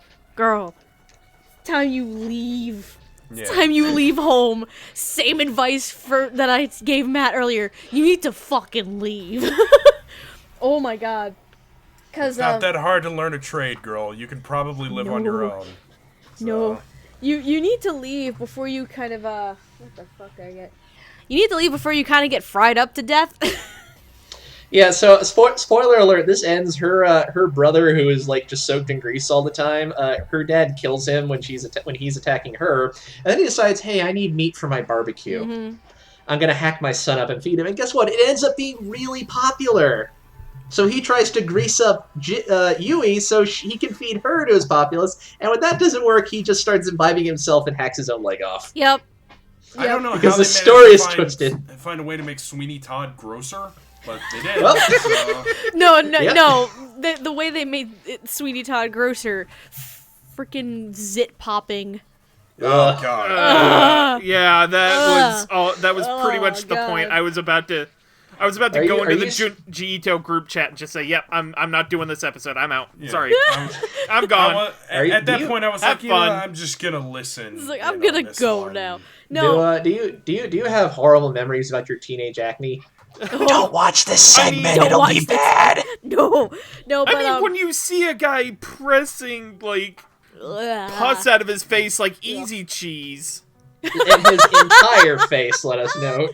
That's what I'm gonna Like, call the him whole from now thing. on is easy cheese. The best part is this was the last episode I watched before going to bed that last night at Oh, like no. 12:30. I'm like, oh fuck. Like luckily there was another half in there, and I got to cleanse my palate a bit. I'm like, but It's like you need to watch like Dove commercials to look at clean skin know. again or something. I know. Like, No, but the big thing with Jill is this story in Yui's case is very narrative heavy, where she acts as the narrator for the majority of the time. So Jill has to act as storyteller more than anything in this segment. So I did love that love the narration that she had, because she's going through the story. Obviously the story when she's retelling is very calm, very collected, but that's really the biggest thing with the performance, is because it's more of a narrative heavy kind of role for Jill to take on rather than reactive. Though don't get me wrong, her reactions to like all the shit going on, it's great, but more than anything, this is a narrative heavy role and performance for Jill, and that's really all that she has for it. There's not much else outside of that, honestly. But I know we were talking about easy cheese. Props to you, Greg Ayers, for being a snotty little shit. yeah. As the brother Goro. And A greaseball, both literally and figuratively. Yes, indeed. Like his performance was also a lot of fun. But yeah, in terms of Jill, hers is more of the fact that it's a narration heavy kind of performance, and that's kind of limits the character a bit in terms of what she can do, but the narration is really enjoyable. Yeah. Roots. All right, so I'm gonna keep this kind of quick because I've already said like my piece on the episode itself. So, I really like Jill Harris's like Lilac said, her sort of narration in the background, and then in the foreground she's sort of this panicky, like everybody needs to clean up this place, and like it never happens, and then Just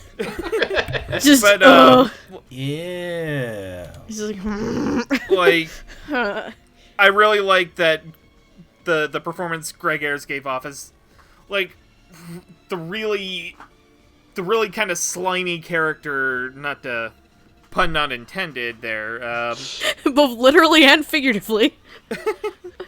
but he just plays Goro as grossly as he can, and it's wonderful when you're not when you're not dry heaving because of what the character's actually doing in the animation. Yeah. And also like Bradley Campbell as the dad, because there was almost something weirdly tragic about like Bradley Campbell's performance as Yui's dad. Yeah. Because he seems so normal. That was the weird part. Yeah. Well, that's what's sort of sad about it, is that clearly the reason they're doing this is like they cannot afford to live somewhere that's not directly above a greasy chimney. Right. And like it's kind of sad. It's like he doesn't quite have that much choice in the matter. He just kind of has to do this. Yeah. Well, maybe not cut up his children, but you know what I mean. Right. Yeah, he's sympathetic at first until, he takes a shovel to the back of Goro's head and chops him up. Well, no, the part where he started not being sympathetic was when we find out he chopped off Goro. Like, hitting him with the shovel, I'm like, he's basically just trying to defend his daughter, in a sense. Yeah. To be fair. But it's what happened after that where I'm like, nope. Nope. Yeah. Yeah. Nope. Oil saturation, 100%. Ooh. Alright, well, again, I don't have that much to add. This episode was gross. Greg Ayers sold it as Goro, the creepy guy who wasn't really trying to be creepy, but he couldn't help it. Jill Harris really you felt for her as Yue, or Yui, I don't know. She was able to kind of play the scared victim in all this really well. And like I said, Bradley Campbell is Yui's dad. Like, he kind of sold the whole concept of, like, he's so jaded that he doesn't even see this as weird anymore. Mm-hmm. So I think that was really effective in this story, and that was kind of a testament to the good acting in this one. So I know that I made a joke about Greg Aries having a greasy voice, which he does, but he knows how to use it very well. So, and yeah, those are my thoughts.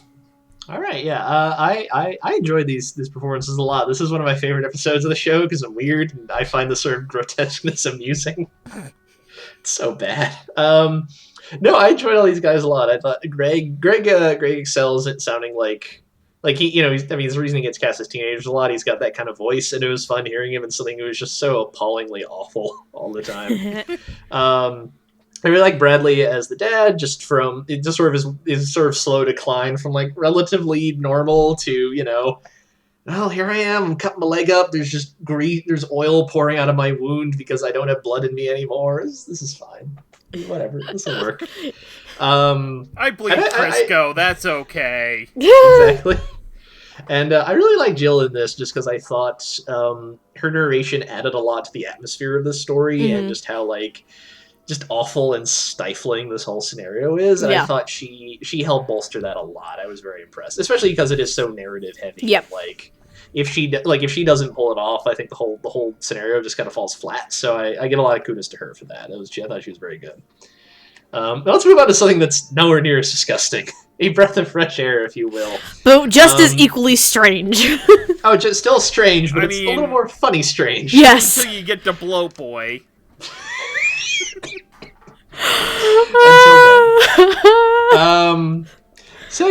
We have episode 11A, Supernatural Transfer Student. Oh boy. A new transfer student has come to this high school, a man named Sukano, and he's just a weird guy, and he keeps finding all this weird shit that wasn't there before, like a giant waterfall that's next to a school, or Godzilla. I'm sorry. When I saw that Easter moment, Island heads. When I saw that, I paused and I immediately went to the chat, or Junji Ito chat, and I'm like, Godzilla! It's very good. I was like, oh my god, why? This is so weird. And the world is just his playground, and we follow a bunch of high schoolers who try to not die. Basically. Doesn't work out so well for a couple of them. So our supernatural transfer student, Ryo Sukano, is played by Kaiba Walker, who, as far as I can tell, is pretty new to the scene. He's had some minor roles in Black Clover and Garo Vanishing Line, but as far as I can tell, I think this might be the most high-profile thing he's been in recently, barring some non-anime credits I may not be aware of. This is his first main role. Yeah, essentially. Pretty much. Like a first name character, really. Yeah. So what did we think of Kaiba in this show? So, first things first, I'm going to bring this up again now. This is the point where Terry is taking over as director. Yes, at this point, Terry is now director. Yes, and when I was talking about Terry earlier, I mentioned that there was a story where it was essentially all underutilized or brand new actors. This is that story. Because we have, the only names that are from, there's 4 names on this list, I think, that are familiar to me. But the majority of them are very underutilized. Because we have Kiba, we have Nazi Tarsha. I don't know if I pronounced the name correctly. Who's Shibayama, who's one of the main characters in the show. We have Dawn, who's probably the most well-known of the group. There's Jordan Dash Cruz, who I mentioned earlier, who the only other role that I'm familiar with him is I want to say he played a Jeek in I No Kusabi with Cliff as the Jeek leader. I want to say that's what it was. I'm having flashbacks to the bloopers right now. There's also Christy Kang, and there's also Sarah Ragsdale in here. But for Kiba Walker, it's a very interesting choice, since I've never heard of this individual in my life, and obviously nobody else really has. Well, I did, but that's because I've been in something with him, but, We're back to this again, damn it. Yeah. But what he reminds me the most of is he's like a cross between Austin Tindall and Justin Briner to me. That's what I'm getting from it. And with Sukino, it's this crazy happy kind of kid, and it's also great because he's kind of nerdy, and Sukino's also rather sincere in his own right, because all he wants is to see these weird and strange things, and he's just so happy about it all the time. Like, he's hiding the fact that he is, in fact, the one responsible for this weird and crazy shit, but he's just so earnest about it, and it's so much fun. And for someone who is, essentially, at least to me anyway, brand spanking new, this is awesome, and I really, really want to hear Kiba and many more things to come, and I hope he gets the opportunity to. But yeah, this is honestly, like, between all of these characters in this story, he's definitely the standout, because he just had so much fun with it, and I loved every second of it. Yeah, Roots? Yeah, so huge props to Terry for largely grabbing people who are mostly unknown from the Funimation acting pool. I will say I'm not quite a fan of Kiba Walker yet. This is sort of a similar situation to Kyle McCarley from the Mobile Suit Gundam episode, where that was more or less his first ever, like, named dub role. Okay. And it was a little rough, but I think given a little more time and a couple more, like, bigger roles, I think I could see him as one of the bigger players at Funimation come, like, next year. It's true, it could happen. Like, I do really like that he's sort of the, how do I describe it? Sort of the Mephistopheles character of the episode, where he's sort of like, hey, you guys like cool and weird stuff. Why don't I show you cool and weird stuff? Oh, you don't like this cool and weird stuff? I thought you wanted cool and weird stuff. Yep, you're a Supernatural club, aren't you? Like, he's just so very earnest about what he's doing. It's adorable. I mean, it's not my fault your friend died. Ah! That was his choice. It's not my fault one of your friends murdered another friend, and now he's a waterlogged zombie with psychic powers. And is foaming at the mouth. Foaming at the mouth. Not my fault. Like, this is probably my number 2 favorite episode of the series. Yeah, I can kind of agree with that, actually. It's just so weird and wonderful, and like, Funimation, put Kiba Walker in more things. Yes, please. I want to hear more of this guy. He still sounds a little green, but give him time. All right. Yeah, I know of Kiba because of the fact that, you know, name dropping here, we were both in Seduce Me 2, actually, the Demon Heart. Nice. But I've never really heard him be able to voice act. I've never actually really heard him much, and I think this is a great role for him because he's got a very unique voice. Mm-hmm. And Ryo was a very unique character in the fact that he took delight in the weirdness around him that he was kind of creating. And I think that made him genuinely scary. And I love the fact that this episode has the name of, like, a fighting shonen anime. You're not wrong. You're not wrong. Oh man, I would totally watch a whole show about this guy. It'd be great. It'd be great. He just goes around ruining people's lives in high schools. That'd be wonderful. Exactly. This would have easily been, like, a great, like, 80s OVA or something like that. Honestly, yes, actually. You're right. But as far as anything is concerned, I think he really stole the show. I think he almost stole the entire series, if I'm being honest, because he's, again, one of the most memorable characters. One of the last-minute fun surprises of the show. Yeah, and I think everybody else sounded great, too. I think the fact that everybody else sounded so normal compared to him was really good. Mm-hmm. I think because it added to Ryo's strangeness from the get-go. Right. And I like the fact that Rio, while he did sound strange, he wasn't too strange, where you didn't believe he could be human. So, yeah, I think that's one of the better things, where in this case, he was the main character, and he was advancing the plot, and all the extras were kind of the victims. So this is kind of the opposite of what we were talking about earlier, with the blood bushes. And, yeah, and I think this is an example of where it actually works, in the fact that the extras all sounded really normal, and the main character actually sounded really weird, and it helps to differentiate the sense of supernaturalness of this story. So, yeah, that's pretty much my thoughts. Yeah, no, I agree. I really enjoyed it. I think Dawn M. Bennett was in Seduce Me too, by the way. So, nice. Yeah, no, I really liked Kaiba in this. I thought he was just a delight to listen to. He was. I just think he was very well cast. He got a character that I thought he brought a lot to, and he just nails that sense of enthusiasm and earnestness. And like, there's no malice here. He's not trying to ruin people's lives. It just kind of happens because people are jerks. You don't need to be afraid, little friend. It's okay. It's okay. And like, you just look at it, it's like, look, guys, I found a sea monster. Isn't this great? Godzilla! In this big lake that wasn't here yesterday. Isn't this great? Found this ancient monster dating back from prehistoric times. Godzilla comes out of the water. Like, holy shit.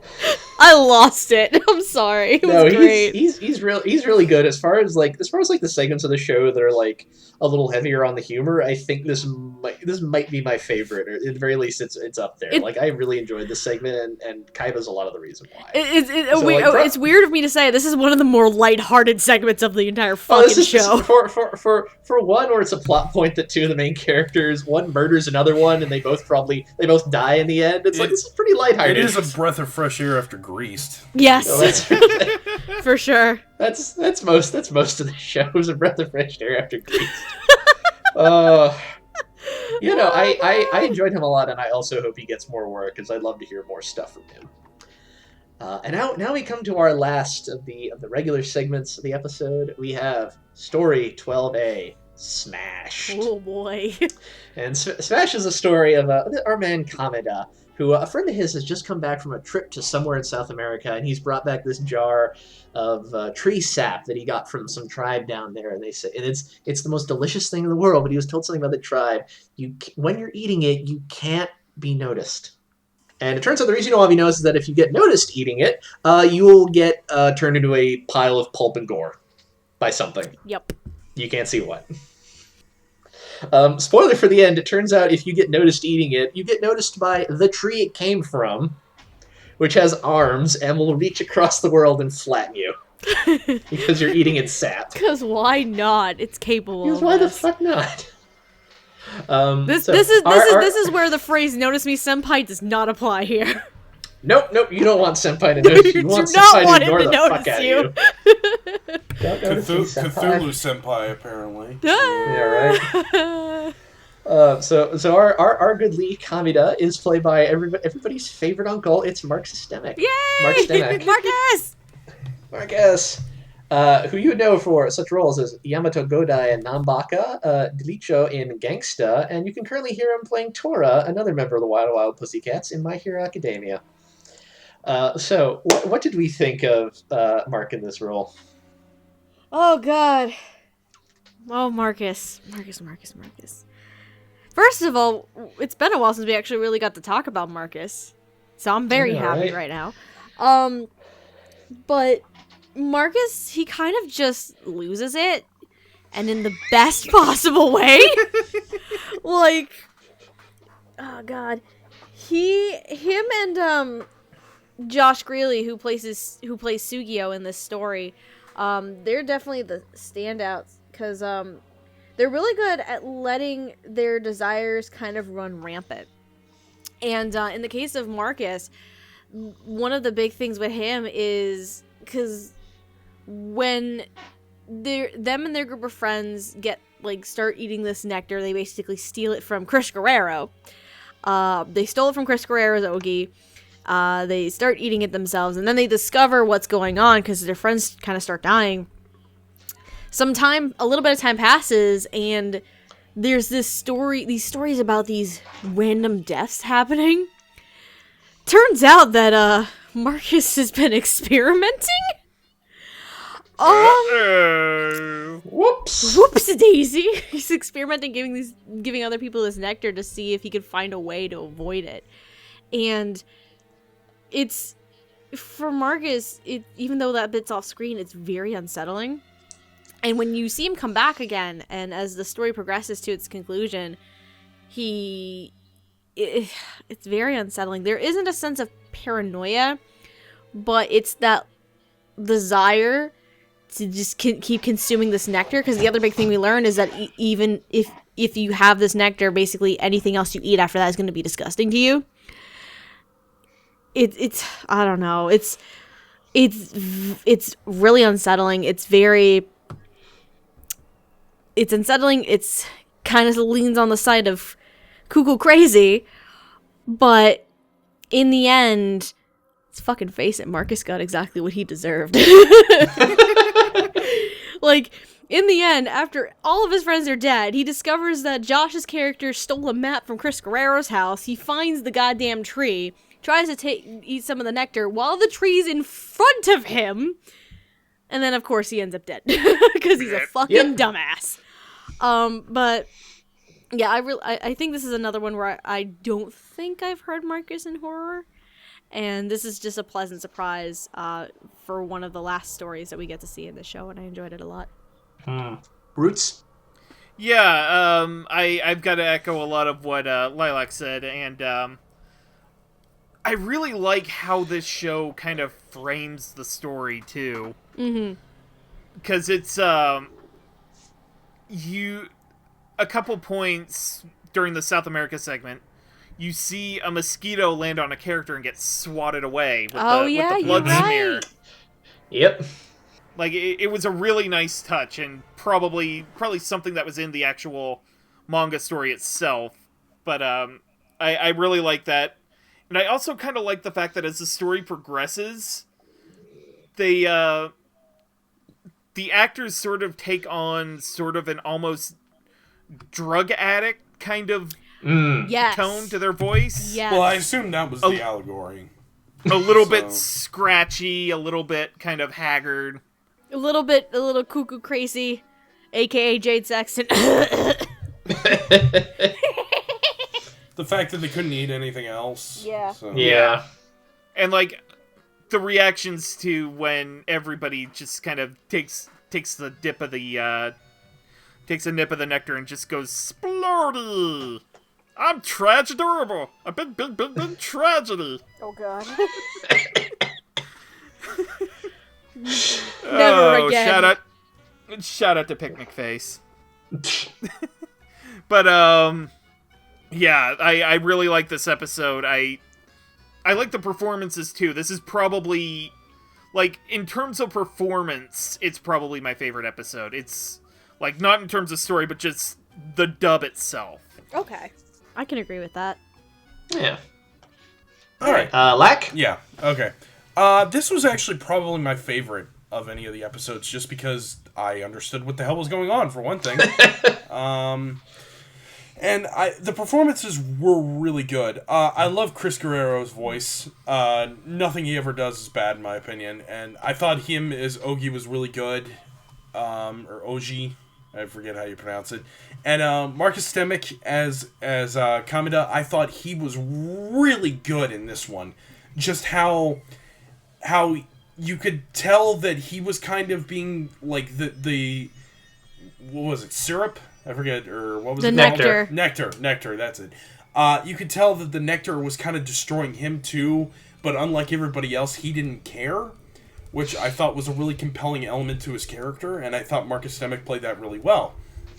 I thought the ending was actually really cool too, especially the fact that we see the monster kind of, but we never actually really see it. Right. And I thought that was really cool, and I thought that everybody actually was playing, they were reacting to the weird things going on like people would be, except for the fact that they saw a body exploded in the house and they still continued to eat the nectar. I don't know why they did that, but I get the idea of being so addicted or being so curious that you don't even care, although I suspend my belief only so far.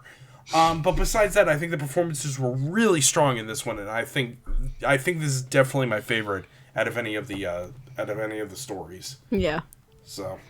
Yeah, no, I like this one a lot. I agree with Roots. I thought this was a really good ensemble cast. Yeah. I thought everyone was very strong. Like Marcus might be the standout a little bit, but I thought everyone was very strong in this. I like Jade at the end where she's like, "No, I'll go in the river. It can't get me there. I'll be fine." Dead. I'm sorry to tell you, Jade is wrong. Yeah. You can totally get in there. Whoops. I just really like this segment. This feels like it could have been like a forgotten like VHS horror movie from the 80s, and I just really appreciate that aspect of it. You're actually right. That's the best way to describe this story. Like it's very like high concept horror, which I feel like Junji Ito doesn't do that often, but when he does do it, he can be very good at it. And I like that one of those got adapted into this series. So yeah, I was really happy on the whole. Yay. And on that note, we're going to move into the next segment of our show. We're going to talk about the very few... Best girl!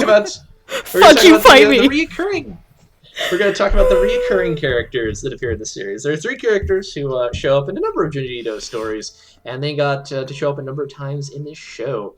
And to start off, we are going to go with everyone's favorite fashion model, Fuchi. Fuchi is a woman who's about 9 feet tall. She looks like a corpse. And she is terrifying. And she is played by Terry Doty, who, in addition to obviously co-directing the series, you might know from such roles as Kyoko Maki in Interviews in Monster Girls, Yuko Tachikawa in Parasite the Maxim, and Moriko Morioka in Recovery of an MMO Junkie. So, Lilac, I feel like you have some opinions about Terry Doty playing Fuchi. Would you like to share those with us? Fuchi is best girl. Fuck you, fight me. No, this is a completely different side that I've never seen Terry Doty go with before, and it's just amazing. Just go eat Dave Matranga already. Just do it. Just fucking do it. And because it's Fuchi as a character. Her character design in general is obviously very unsettling. It's like, this is a model? This is this creepy ass woman here. She was one of the examples of people having too lenient a reaction, I felt like, in this series. I feel like that's maybe they just were trying not to be rude, but yes. you know. I mean, Yeah. You're not wrong. People trying not to be rude, but how Terry portrays it, it's kind of unsuspecting. You think she's just kind of quiet. But especially in this 2A fashion model story, you slowly see the gears kind of turn a bit. And she slowly becomes a bit unhinged to the point where when they're shooting that movie and she hasn't had a chance to be on screen yet, she's like, "When can I go? When do you need me? When am I gonna be on screen? I need to show my beauty to the world." And oh lord. And then it just gets really, really creepy because she just eats this fucking girl. She just eats the pretty girl and then just like eats the pretty girl, eats one of the crew members, and then by the end of it, she's basically about to chow down on David Matranga's character. And then, the best part was when she came back at the end of the series with one of Soichi's stories, because fuck this little shit. Fuck this little shit. We're gonna talk about Soichi next, I think, but yes. Oh my god. But, god, what was it? Okay, my note kind of crosses into Soichi's voice actor, but Soichi is still a little shit. I hope Fuchi ate Soichi up, because fuck that kid. I was just sitting there just like laughing my ass off and rooting for Fuchi to just gnaw this boy's face off, because let's face it, this does more apply to Soichi. Soichi is just irredeemable as all fucking hell. Oh, yeah. He's the worst. He's the worst. If he Fuchi might actually be the worst. Yes. If Fuchi is best girl, Soichi is worst boy. Yes. But the fact that I don't recall Terry ever like voicing in a horror series before, or if she has, not to this extent.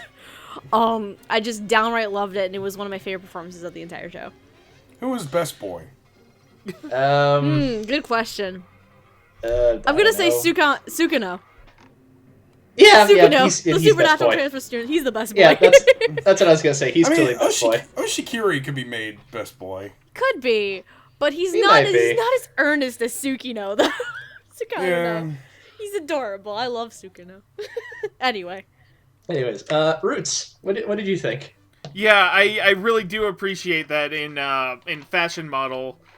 Terry sort of plays Fuchi.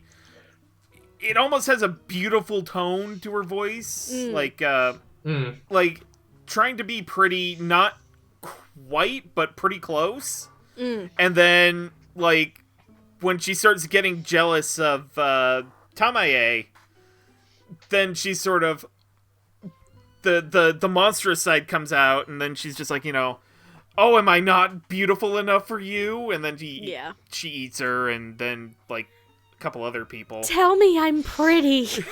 Tell me I'm pretty. Oh, nom nom.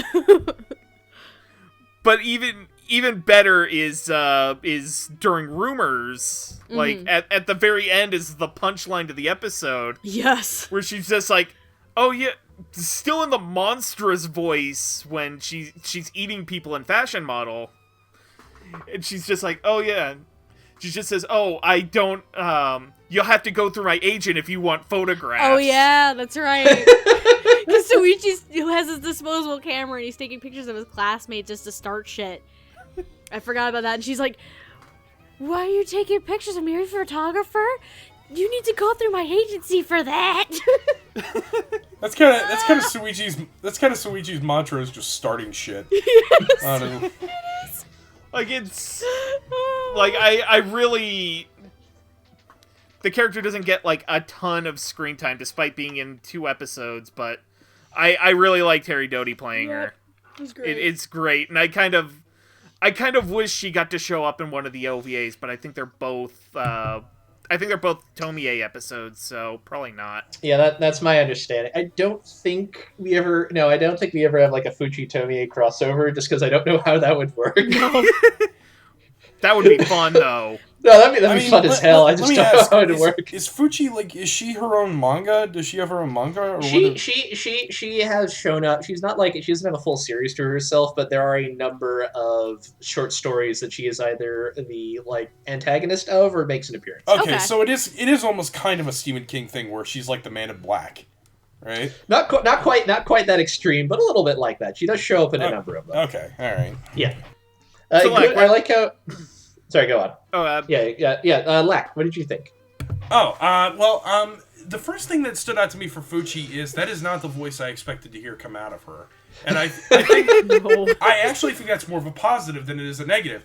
I honestly probably would have expected a voice like Rachel Robinson's to come out of Fuchi. Yeah. Because Rachel Robinson has a very like earthy voice. So, which I love, by the way. I love her voice. Mm-hmm. But I think Terry Doty's voice as Fuchi was actually really, really interesting. In the fact that it did have a sickly sweetness to it. That I think added a lot to the character. She was not unforgettable. I will say that. She was No. And if you forgot about her, she will make sure you don't. Yeah, I mean, I was genuinely surprised when she showed up in the second episode she was in. And I was like, oh, okay, so I guess there is some consistency here. But Iwasaki was the guy who was scared of her, right? Dave Yes. Matranga, yeah. Yeah. I thought he did a great job. I didn't realize it was David Matranga, but looking back on it, I should have realized that. And I think he was great, especially considering the fact that he was the only one who actually reacted the way anybody would actually react to Fuchi. Yes. Yes. True facts. This was actually where I started to get annoyed because of the fact that Oda, who was kind of the guy he was talking to, right? Who was the guy he worked with a lot. Yeah. Yes. The fact that Oda had no problem with Fuchi whatsoever. And I am sorry, it's not that she's unattractive, it's the fact that she looks like a monster. I think, but here's the thing. I think that was the point in Oda's mind. I think, because it's not really fully explained, but it sounded like at least the intent that Oda was going for was making her like a monstrous villain kind of thing. Yeah. So that's why he was able to tolerate it. But she didn't look human. No, That's I know. the problem. That's the problem. Even better, save on makeup effects. There we go. Like, I think there's also like a She looked like supernatural. Willem Dafoe in a wig. Like, I mean, Like, I think there's a supernatural element to her where she can make herself look pretty for just long enough to get, like, a role, and then... and I get that, but I feel like they should have established that, you know? But, I don't know. But my point being that I thought Terry Doty was the standout as Fuchi. I don't know if I'd call her best girl, but She's best I girl do to think me, Fuchi was so. a very interesting character. Fuchi's best So. girl to me, so whatever, man. That's all, Well, that's all that matters to me. I'm sure the best girl debate will come up later too. So, all right, I'm done. No, I thought Terry knocked it out of the park here. I think the thing I liked about it is like I was mentioning, it doesn't have the voice you expect. I kind of got a little bit of almost like a sort of Marilyn Monroe-ish kind of like, old like classic glamorous actress interesting. kind of a vibe from her.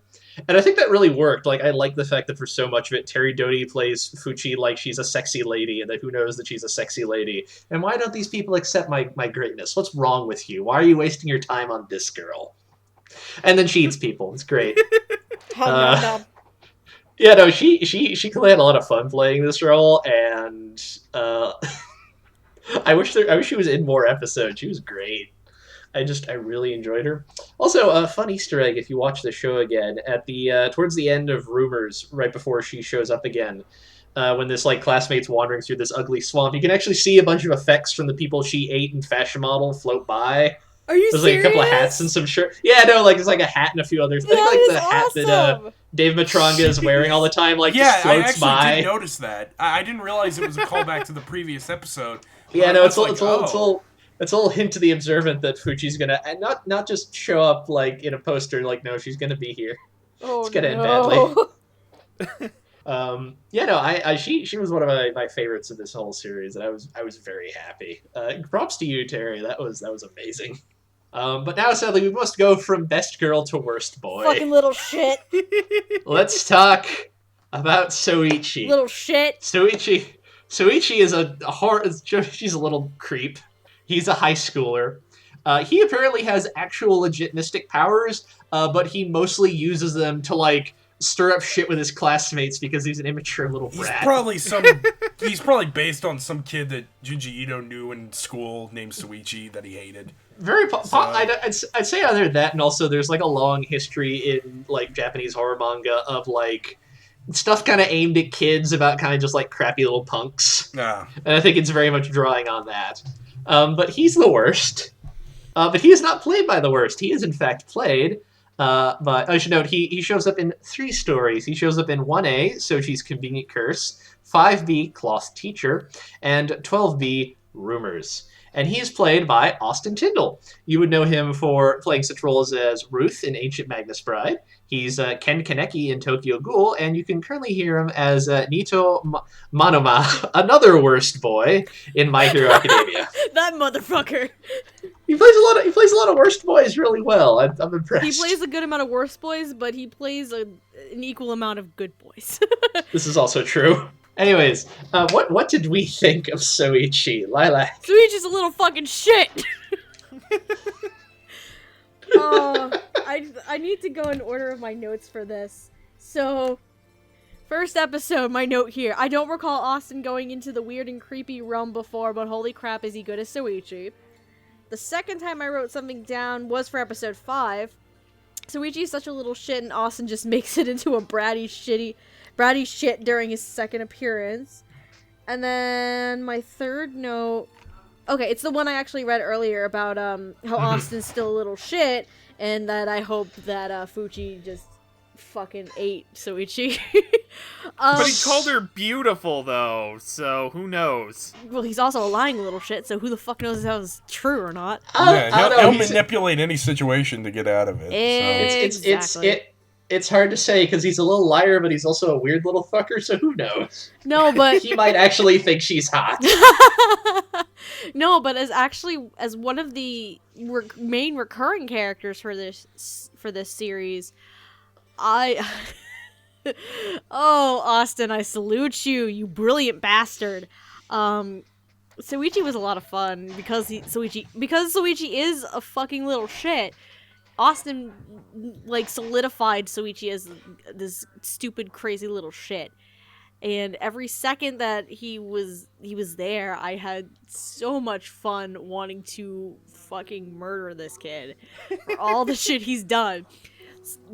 So that obviously means that Austin was very convincing as a stupid little shit.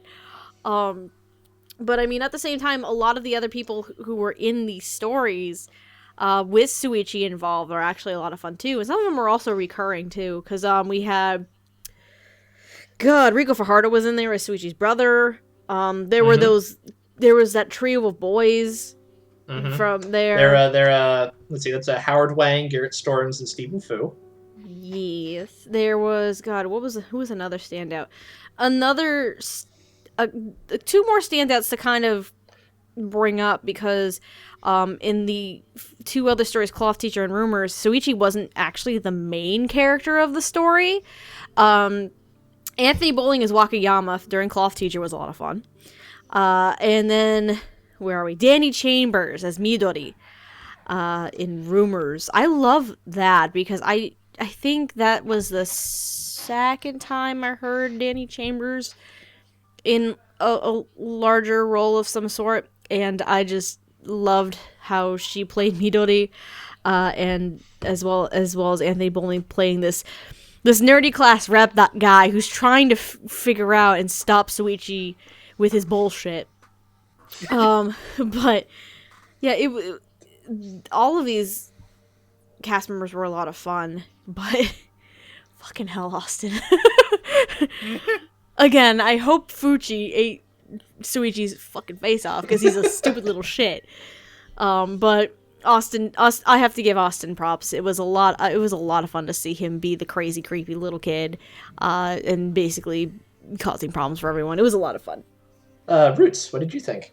Yeah, Soichi's just this little mischief maker that you want to punt over the end zone, and Austin Tyndall played that very well. I got the sense he would be pretty good as him from stuff like My Hero Academia and whatnot, because he is capable of playing the little trolley character.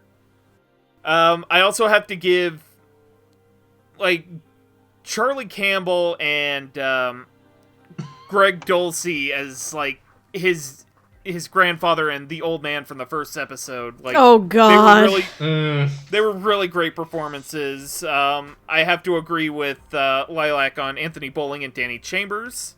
But yeah, also Barry Andel and Jessica Kavanaugh as the teachers that get turned into puppets. Oh yeah, especially Barry. His was fun. Yeah. But yeah.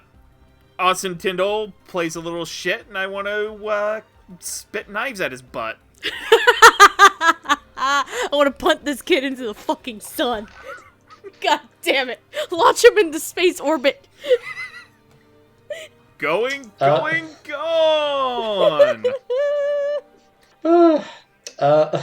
Lack, what are your thoughts? It's funny because Soichi had some of my least favorite episodes. Even though he was the most memorable character out of anybody because he was the most recurring one.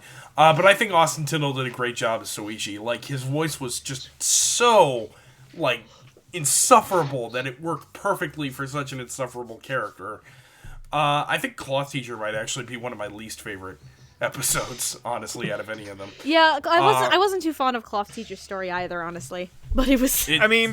But I really like Barry Andel, so yes. Anytime I get to mention him, you'll do it. I feel like, I don't know. I feel like Austin could do a lot more if Soichi had his own like anime, rather than just being part of the Junji Ito collection. With the same way with the character we're about to talk about after him, who I didn't realize was as important a character as she was. But regarding Soichi, it was kind of fun to see his kind of, like Wile E. Coyote BS that he keeps trying to pull on everybody in the school. And it just, I genuinely think if it was, like, just little shorts of Soichi trying and failing using, like, the occult to mess with his school, I honestly think the series would have been a lot better. Yeah. Because it would have just been this occult comedy kind of thing. It would have, yeah. So, because I didn't get Junji Ito Collection when I first watched it. I was like, is this supposed to be funny? I don't get it. I thought this was supposed to be a horror series. Because nothing really here is that scary, and it's just kind of silly and stupid. And this kid's a stupid little shit. I don't understand. Yeah, I think the structure of the series suffers from the fact that I think Suichi's a relatively well-known character in Japan. Over here, not so much. Okay. I think even in like fan translations, I don't think Soichi is very well liked by the English language fan base. Okay. For the obvious reason, he's an obnoxious little snot. Yeah. Like, wasn't the book he was in like only recently published by Viz? Oh, none of the stuff featuring Soichi is officially available in English. Oh, There's I like see. there's like two whole short story collections that are either entirely or predominantly about him. Neither of those are legally in English. Oh, okay. I see. Huh. Yeah. So that's part of the other thing. Like, a lot of this is just new to it. Like, unless you're into the fan translation stuff, a lot of this is just going to be completely new to you. I mean, the same could probably be said of the next character we're going to talk about, right? I would say that. I would disagree with that, because you can find they started publishing her stuff in English in like the 90s. Oh, wow, okay. Because Yeah, I did read that her stuff premiered in '87, so I Yeah, wasn't sure. I'm trying to when see. she came over. No, like pretty much any time they've tried to publish Junji Ito in English as short fiction, the first thing they always do is the Tomie stories. Yeah, Okay. because I grabbed my tablet because I'm actually curious about some of the stuff that could be available digitally. Like, I searched Junji Ito, one of, like, the second result I got is a Tomie story. Yeah. Anyways, are you finished?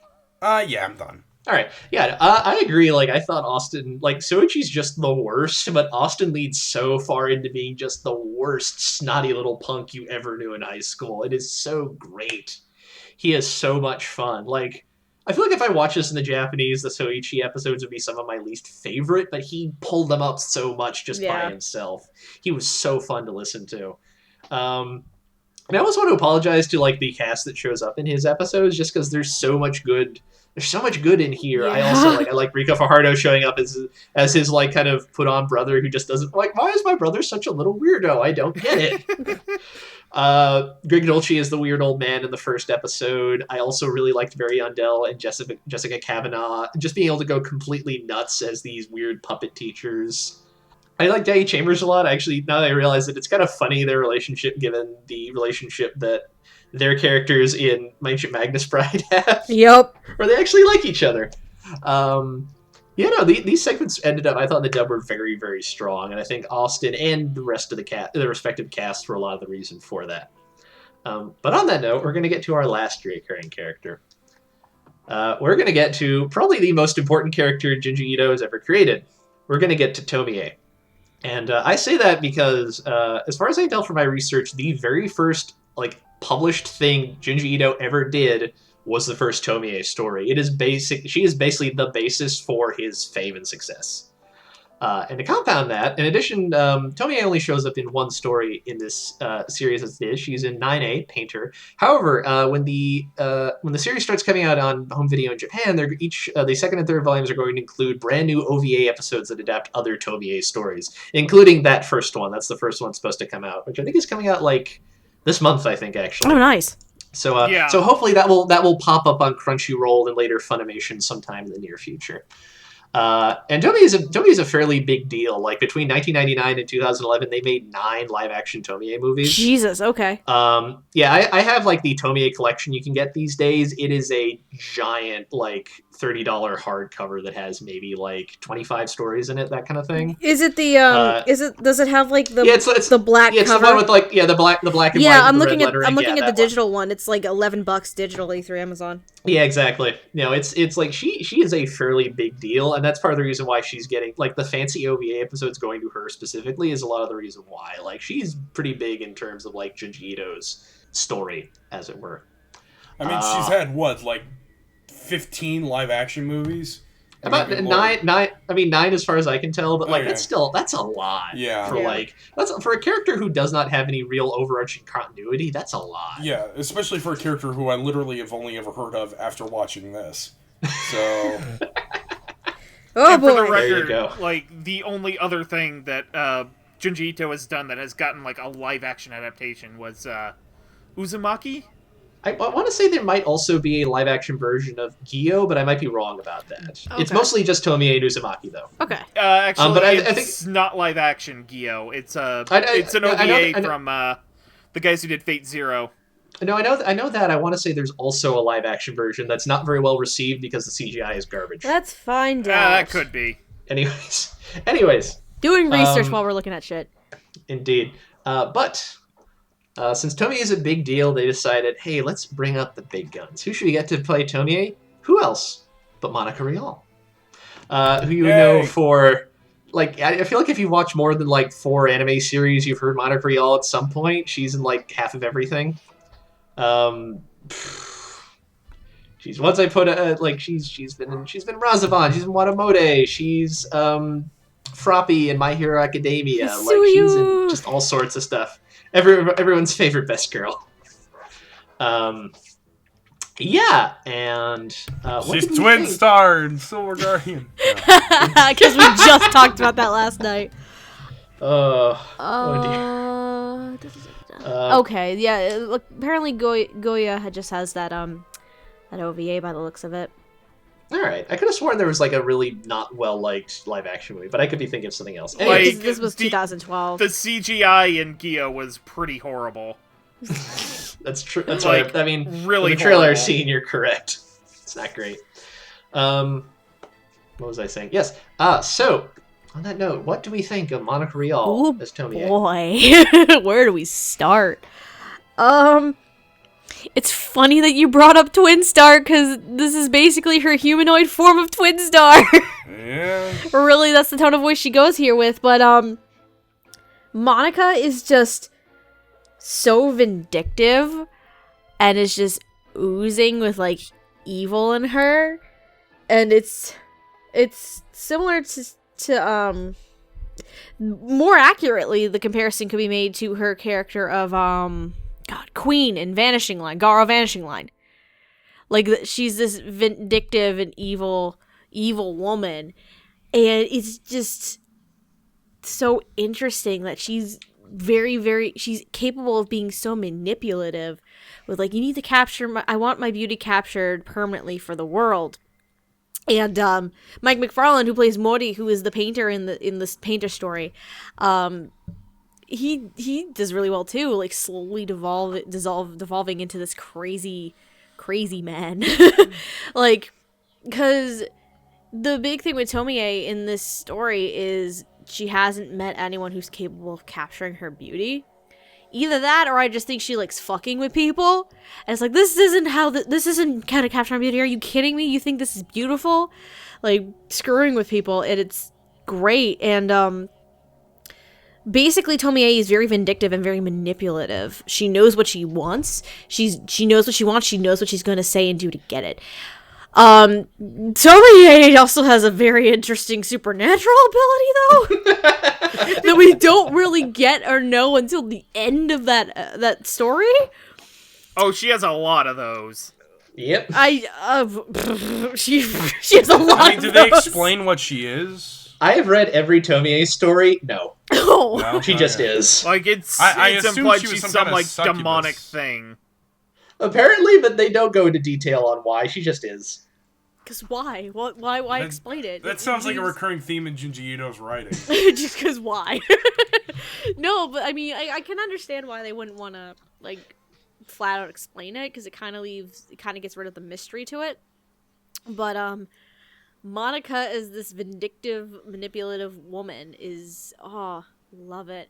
I don't get to hear Monica be this kind of manipulative, vindictive character, and it was, loved it, refreshing. And God, please, guys, pick up the OVAs. Because I want to hear Monica as Tomie more. Like, Tomie in and of herself as a character is very, very interesting. And I might end up buying the manga digitally in like 5 seconds because I want to know more about this fucking character. But yeah, I loved Monica's performance as Tomie. All right, Roots.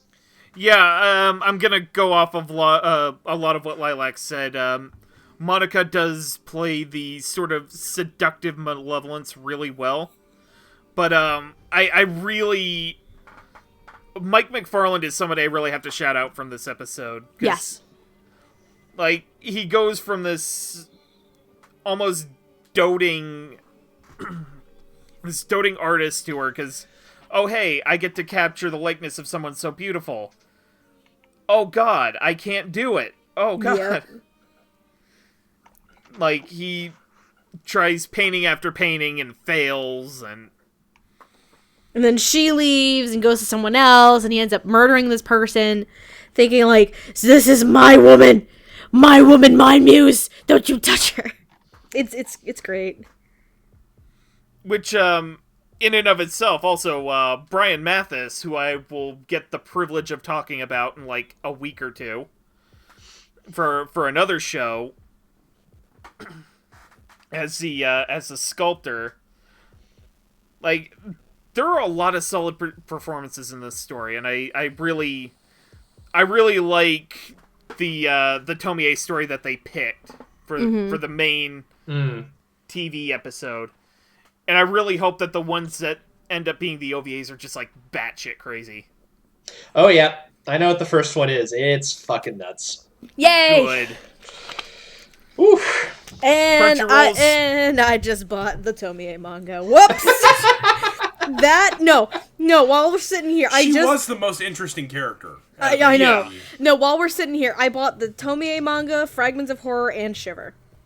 Because Good choices. So I bought all three of those because those are available. Gyo's available, but I'm like, I'll hold off on that. Yeah, I don't really care about sharks with legs. Uzumaki's really good, though. Uzumaki's not available, I don't think. I didn't see it listed as digital. Oh, okay. I know it's available in print, but yeah, in any digitally case, doesn't look like it. Tomie good, Crunchyroll stream those OVAs, Funimation dub them. Yes, please. I want to hear Monica Rial as Tomie more. I'm sure Monica would love to play Tomie. Oh god, she probably would. Oh yeah, no, you can tell she's having a lot of fun playing. Yeah, this role. she loves getting to play characters that are women. So True. she gets cast so much as the cutesy like voice character so much that I think she loves any opportunity to play a full-grown woman. Yeah. Mm. Michiko. Yeah. While we're on that subject, I actually talked about this in the Hakata Tonkatsu Ramen's dub talk. Mm-hmm. I really love getting to see Mike McFarland play a man, like playing a full-grown man. Okay. Because he is one, and he's got the voice of one, and it's really nice to see him be able to use his voice for a grown, mature character. Right. And the same is said of Monica Rial. These are two of my favorite, like, early 2000s era VAs. So, and, like, I just... First of all, I love Monica in anything she does. No matter how annoying the character is, I still love her. But... Yeah, this one stood out a lot because looking at the history behind this character, it makes sense why this one would feel so polished compared to the other ones. And I really think that the two of them had excellent chemistry for this story. I think the two of them were really strong in these two roles, and while they didn't get to do a lot, they both were able to bring their talents to these two characters. And especially Monica, in the case of this very iconic character, who I didn't even realize was iconic until we recorded this episode. Same, actually. I didn't know that. And yeah, I think both of them knocked it out of the park, with Mike playing the part of the disgruntled artist / victim of the story, and Monica playing this succubus-type, evil, like, vain villain. And she doesn't get to play characters like that a lot. Like, the most she's ever gotten to being vain was, like, Michiko. Right. So, and, yeah. I mean, that's what made this one kind of stand out. So, yeah, those are my thoughts. Yeah, I was really happy with this episode. This is kind of the one I was the most looking forward to / concerned about, just because I feel, they needed to nail Tomie, or else this, for one, this would not bode well for this, and also not bode well for those OVAs that are hopefully in the pipeline. And I thought Monica Rial just did an absolutely fantastic job. she just hit the right of like just being so vain and conceited and not quite evil at first, but just just the worst. Tomi is worst and best girl simultaneously. Yeah, it's true facts actually. I know I just thought she did such a wonderful voice, and she clearly had so much fun being able to play this like just this nasty piece of work. And I also shout out to the other people in this, especially Mike McFarlane, who I thought had a difficult job of having to start out as like a normal, fairly sympathetic person, and then just slowly have the screws come loose as time goes on. Also, this episode has my favorite image in the whole show, which is the reveal of Mori's final painting of Tomie. Yeah. I have a small GIF library now, and that's GIF number 1. That's a good one. I have truly captured the essence of your beauty. Voila. I enjoyed this a lot. This is very good, and I too really hope that whatever deal they have worked out for this, that Crunchyroll can have access to the OVAs and Funimation can dub them. And then they put it on a set, and I can buy it and have it on my shelf. It'll be great. I know, that'd be great, huh? I can put it next to all my Junji Ito manga. Yay! Yay! No, I think with Mike McFarlane, it's interesting that we were talking about how he slowly devolves into a crazy character. I mean, this isn't the first time that's happened for him. We want to talk about Natsuno's dad in Shiki. Oh, he is Natsuno's dad. I forgot about that. He's Natsuno's dad, and Natsuno's dad just slowly devolves into Crazy Town. More crazy than the painter in this story, but oh my god. Like, Mike Don't is let really the good creepy kid in, you dum-dum. I mean, Mike is really good at these normal characters just slowly devolving into crazy, and it's just he just has so much fun with it. It's great. And on that note, unless anyone has any final thoughts about this, let's move on to final thoughts in general. Woohoo! Lilac, what do you have to say? That I'm happy I got to talk about a horror anime. There's a lot fewer of them than you'd think they are, aren't there? I know, it's very sad, and because this is probably the second time we really talked about a horror show after Shiki. Yeah, pretty much, and it's. I mean, you could probably count Parasite. To a point. I mean, that's the thing. Where, like, that's horror, but there's also a lot of action in that. Yeah. That one's... I kind of feel that the same way of like Hellsing, where like it is horror, but it's about. And then fighting. In the case of like Shiki, that's more supernatural. But you could also argue the same thing with Junji Ito, because half the shit in the fucking show is supernatural based. Yeah. I mean, Divine Gate. Oh, sorry, that was a horrible show. Not a horror show. I thought you had to forgive Divine Gate after Silver Guardian, though. Yeah, I know, but you were the one who said you kind of liked it. So Silver Guardian, well, fair, true facts. But you didn't like Silver Guardian. No, but as everyone here knows, probably at this point, horror, mystery, psychological, that's my fucking jam. It's my favorite genre that I get to watch and talk about. And with Junji Ito, the show itself is an interesting amalgamation of all these different stories that you get to see, all these different kinds of horror, all these different kinds of supernatural, and you get to see how these different tales unfold. And while you could possibly see some of these characters having a full series to themselves, like Tomie, Suichi, or Fuchi, I think the show, it works really well as an anthology series. Though some of the stories may not have resonated or hit home for me, and weren't that good, the show in general was still a fun amalgamation of all these different kinds of stories. The dub itself is really good. Not only is Mike McFarlane as a director really good with the small projects and some of my favorite work that he does as a director, he's really good at like the horror mystery kind of stuff, and it's so much fun to see that happen. And again, I have to give him and Terry props for casting this fucking show, because it was probably a nightmare. This revolving door of a cast, basically. Essentially, just like let him through, let him in, just go. Because there was a lot of performances for each of these stories that was just so much fun. And you can tell that some of the actors who played more of the villainous or creepy kind of roles had way too much fun for their own goddamn good. but in general, the dub itself is a lot of fun. It's a fun horror show. It's not going to be for everyone, obviously, for reasons. But it is a fun watch. It is a lot of fun to get into. I don't suggest starting with any Soichi stories, though. Because if you start with a Soichi story, you might, like, run for the hills in, like, 5 seconds flat, because that kid's a little shit. But, yeah, it's a fun horror show with a really fun and solid dub attached to it. So, if you love horror like I do, then you're gonna enjoy this one. Excellent. Roots? Yeah, I'll keep this short and simple. As kind of disappointing as the animation is, the dub actually makes it a very fun show, and I would actually recommend it dubbed over the sub, honestly. Okay. I haven't really seen the Japanese, so I can't make that argument.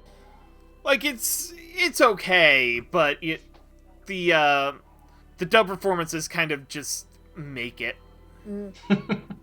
Especially stuff like Soichi and Fuji and Tomoe. Like, there are a lot of standout stuff. And by the way, my favorite little thing, because it didn't end up getting talked about, is the circus episode. Oh yeah. Ooh, Yeah, that was a weird one. That was a strange one, but it was so good. poor. Yeah, Who was it? It was Caitlin Barr who was the tightrope walker, right? Yeah. I believe so. Poor Yeah. Caitlin Barr. But I really like it when Junji Ito gets weird. It's kind of a shame that the director and studio dean weren't able to quite capture the strangeness of Junji Ito's manga, but it's okay. And dub's really good, so I would say check it out. Yeah. Excellent. Lac? Yeah, I would say check it out because it's kind of an important part of, like, manga history. Right. That's been adapted. I didn't particularly care for it. I didn't like the way that Studio Dean kind of handled it because a lot of the stories felt very lopsided in their, like, pacing. But I do think it might be worth it to check it out, and I think the dub is very strong, especially, like, the later episodes, especially with, and it might actually be worth it to just watch the Tomie episode. Yeah. Just because, especially with the OVAs coming out. So, I really don't have that much to say. The dub is good. I don't know if you're going to find the show that interesting, especially if you were looking for a more intense horror. And if, yeah, I mean, I can't really speak because I don't really know anything about Junji Ito as a creator. So, I don't know. I wasn't really blown away, but I thought the dub was good. So... Yeah, no, I generally enjoy the show. I do kind of agree. I do wish this had been in the hands of a stronger studio and director. Oddly enough, actually, I think something that might have harmed it is that it's in color. Because I think a lot of what makes Junji Ito's artwork... I totally agree with that. It would have been so much better black and white. No, like I feel like a lot of what makes his art... one of the things that makes his art pop is that it's in black and white with all this heavy shading, and I imagine that might be kind of hard to reproduce in, like, especially like a long form thing, something that's not just like a movie or a short OVA or something like that. Right. But I actually think that would have helped the visuals a lot. And I'm sure, like, there's all sorts of commercial reasons for why that wouldn't have been very practical, but part of me wishes that they had gone for those kind of creative decisions. So, guys, when the Blu-ray comes out, turn... Change your remote. Super down. Get your remote. Turn the saturation all the way down. Yep. If you have Funimation now, when you're streaming it, just turn down the contrast. So. There you go. There you go. Make your own black and white TV show. Hey.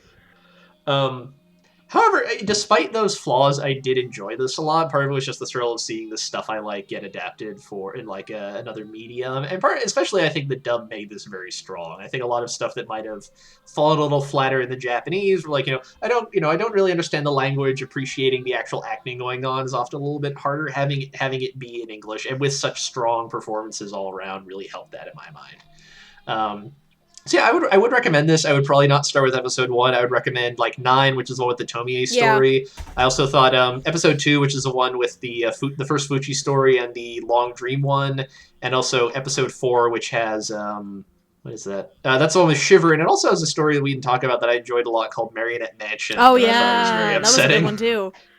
And I like that one a lot as well. I would recommend maybe starting with those ones to get a taste of whether or not Junji Ito is for you, because he's not for everybody at the end of the day, and then going from there. Also, if you are interested in Junji Ito, as I mentioned, a bunch of his stuff has gotten into English. You can a lot of it's from Viz. You can get Uzumaki, which is about spirals. Gyo, which is about fish monsters that are powered by farts and burps. It's true. Read it. It's true. Oh God. Wow. That one also has the enigma of Amigara Fault at the end of it. So if you like that story, that's the one to pick up. That's the one I wish so much that this I know. adapted. I do wish that would have been adapted, but it was not to be. You can get Tomie. You can get Fragments of Horror, which is a more recent short story collection. Yeah, I'm looking at it right now because Fragments of Horror, based on the description, it looks like.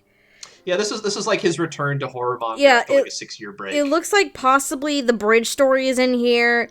It looks. I don't think the bridge story is in here, but the Gentle Goodbye one. Yeah, Gentle Goodbye would be in there, and then what's the Shiver one has Shiver obviously. Yeah, then it looks. Yeah, that's about like half of these. Actually. Yeah, like if you enjoyed the stories in this one in particularly, pick up Shiver. The first Fuji story is in here.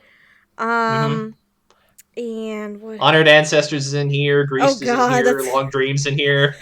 Honored Ancestors. Ooh, now I'm gonna have a fun time. It also has a story called Hanging Blimps, which is about people being menaced by these giant blimps that have people's faces on them, which is a completely bonkers story I wish they'd adapted for this. Oh god. That one's great.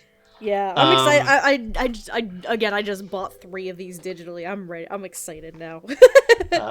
In addition to that, you can get a one-off from Vertical called Dissolving Classroom, which is even grosser than Greased. Oh, great. Yeah. You can believe it. It is even more disgusting. And you can, of course, get the most horrifying thing Junji Ito's ever done from Kodansha, Cat Diary, a journal comic about him dealing with his wife's cats who don't like him very much. Nice. I saw that. It is available digitally, and I'm like, nah. And if you thought Greased was pretty damn gross... Wait till you have to see him deal with cat poop. Oh, yes. Great. Oh, yes. Nice. And so that's where you can find more Junji Ito. But let me tell you about where you can find more of us. If you want to follow Dub Talk, obviously you're probably watching this on our YouTube page, so hit like and subscribe if you don't mind. And you can also follow us on Twitter, Instagram, Tumblr, at Twitch, at some whatever variation of Dub Talk podcast would be appropriate for that platform. Basically. So follow us, keep up with our updates, watch our things. Lilac, where can people find you on the internet? Well, first of all, where can they find the Junji Ito collection if they want to watch the show? Oh, if they want to find the Junji Ito collection, you can find that in Japanese on Crunchyroll, and you can find it dubbed on Funimation.com. Funimation, to watch more than for the first 2 episodes, you will need a subscription, which I think is $7 a month, if memory serves. I think it's like pretty 6. 6 to 7, 6. yeah. Yeah, 6 sounds right. Somewhere around there. You can try it out for 2 weeks for free, but do note they will ask for your credit card information, and if you do not cancel before that 2-week period is over, they will start charging you for it. But if you find that you really like having access to Funimation, keep that subscription. It'll pay off in the long run, trust me. Okay, back to the other thing. Yes. Lilac, where can we find you? You can follow me on Twitter at Lilac Anime Review, with review being spelled REVUE, where I have basically my life is boring. No one wants to hear about it because there's nothing much going on in my life outside of me collecting gifts and starting a library because fucking finally.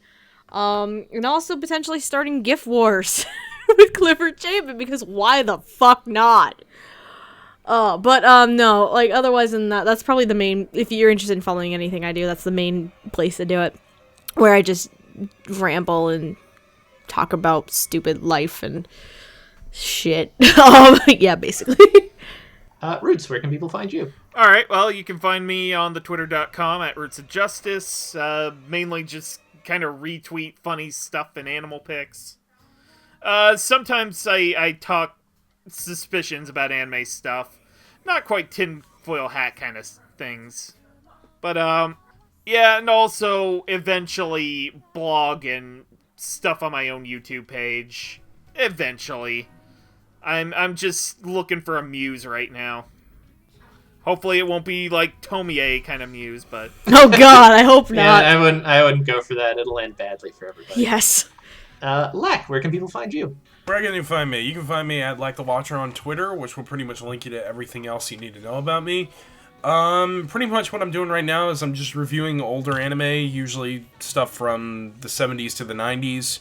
Though if I find something from the 60s that I can review, I'll review that too. Yeah, that's pretty much what I'm doing right now. I've kind of been a little like waiting with voice acting, but I am gonna get back into it once this cough of mine is cleared up, hopefully. And yeah, pretty much that's what I'm up to right now. You can just pretty much follow me on Twitter. So. All right. And you can find me at Twitter at AmonDuelUS. Duel has 2 U's in it. You can go to my very infrequently updated blog at worldthat'scoming.blogspot.com. You can admire the cobwebs and the poor lighting. And I'll leave you today with a not just one dusty old song recommendation, but in fact 2, because one of my favorite parts about this series are the opening and ending songs, which I both adore equally. They're both very much my jam. And if you like the ending, I would highly recommend you check out the song "Ice Cream" by Battles, which is a little heavier, but the same kind of like strange, mathy weirdness. And if you enjoy the opening, I would highly recommend you check out the grandfathers of that kind of weird rockabilly horror rock, the Cramps, and I would particularly recommend their song "Human Fly," which is about being a human fly, because of course it is. That works, because why the fuck not? All right, and on that note, thank you so much for listening. Bye, guys! Bye. See ya. Fuchi is best girl. Otaku Wanda Dabas. Yee. Good night, nerds.